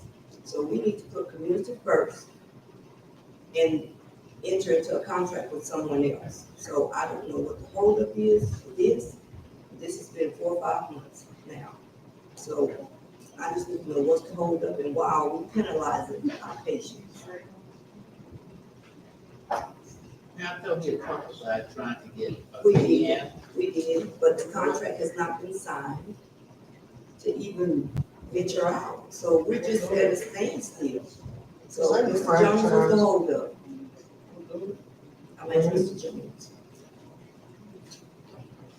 I have not been presented with a contract or I reached out to them and told them that we would have to, you know, go through the city as to all of it. I reached out to the contact that you had, said that he would make contact. And KDN? yes. And I told them the stat, what was the specific need, which was that our site transfers, which were going to be out of parish site transfers. And since that, I told them that we would have to reach out and have them reach out to us, the city, and proceed through contract negotiations that way. So we had a follow-up on? I have followed up with them as recent as last week with the week before. And so at this point, as I understand, Pafford has made contact that they want to have a sit down talk too. With KDN? With the city. With who? With the city. But then they said they didn't have the capacity. Correct. They are the ones who, and to kind of bring it forward, they're the ones who told us that they believe that site transfers were emergency services, which is within the scope of the contract. Because I asked that specific question that night, and then they subsequently sent an email saying that they were not be able to do site transfers out of parish because of the limitations, which puts us in a quagmire because it is within the scope of their contract, but now they're saying they can't do it. So in order for hospital or somebody to do it, considering that it's an emergency service, you have to have some form of a contract with the municipality to do emergency services. It's just the same as with the parish or with the city. You have to have a company that is granted the authority to do the emergency services. Let me ask you a question. How is this funded? Is it funded through the city, or we just giving them a license to operate? We give them, so, correct, so we give them, correct in the instance that no, it's not funded through the city. Okay. It's funded by the patients who ride or the insurance companies or whoever the payor is. What happened is that this is when writs of needs for hospitals came up 30 years ago. This is to ensure that you have quality services. They didn't want to have a bunch of just small time people just providing ambulance service, kind of sort of similar taxi services. They said, hey, the governing authority is in the best spot to understand what the need is and ensure that that service occurs. And we don't want to have just a bunch of people who have a little bit of business. We want to make sure that it's given, so they gave the city the ability to determine who would be the emergency services provider. So do we have any type of restriction on having more than one or two deliver? Yes, because we contracted as to it. We did what is considered an exclusive contract for a period of time. So we contract with them, they'd be the exclusive emergency service carrier, which is why I asked the very pointed question, is the site transfers out of parish considered emergency services? Because that's what it pertains to the contract. And they said, yes, that it is an emergency service. So that put us square within their contract.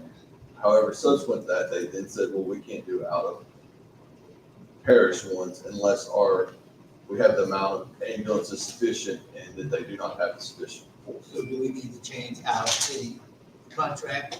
Well, so to change the contract, there's several avenues to go. You think the most ideal one is to say, hey, can we execute an addendum where you're going to say that you can't perform the emergency services as it relates to site transfers, therefore we're not in breach by going out and getting somebody else, and you're not in breach for not doing it. And that's what I requested. Yeah. Correct. Yeah. And so I have not gotten that agreement from Pafford, nor have we gotten an agreement with Acadian to do the site transfers. Okay, so I'll make some phone calls.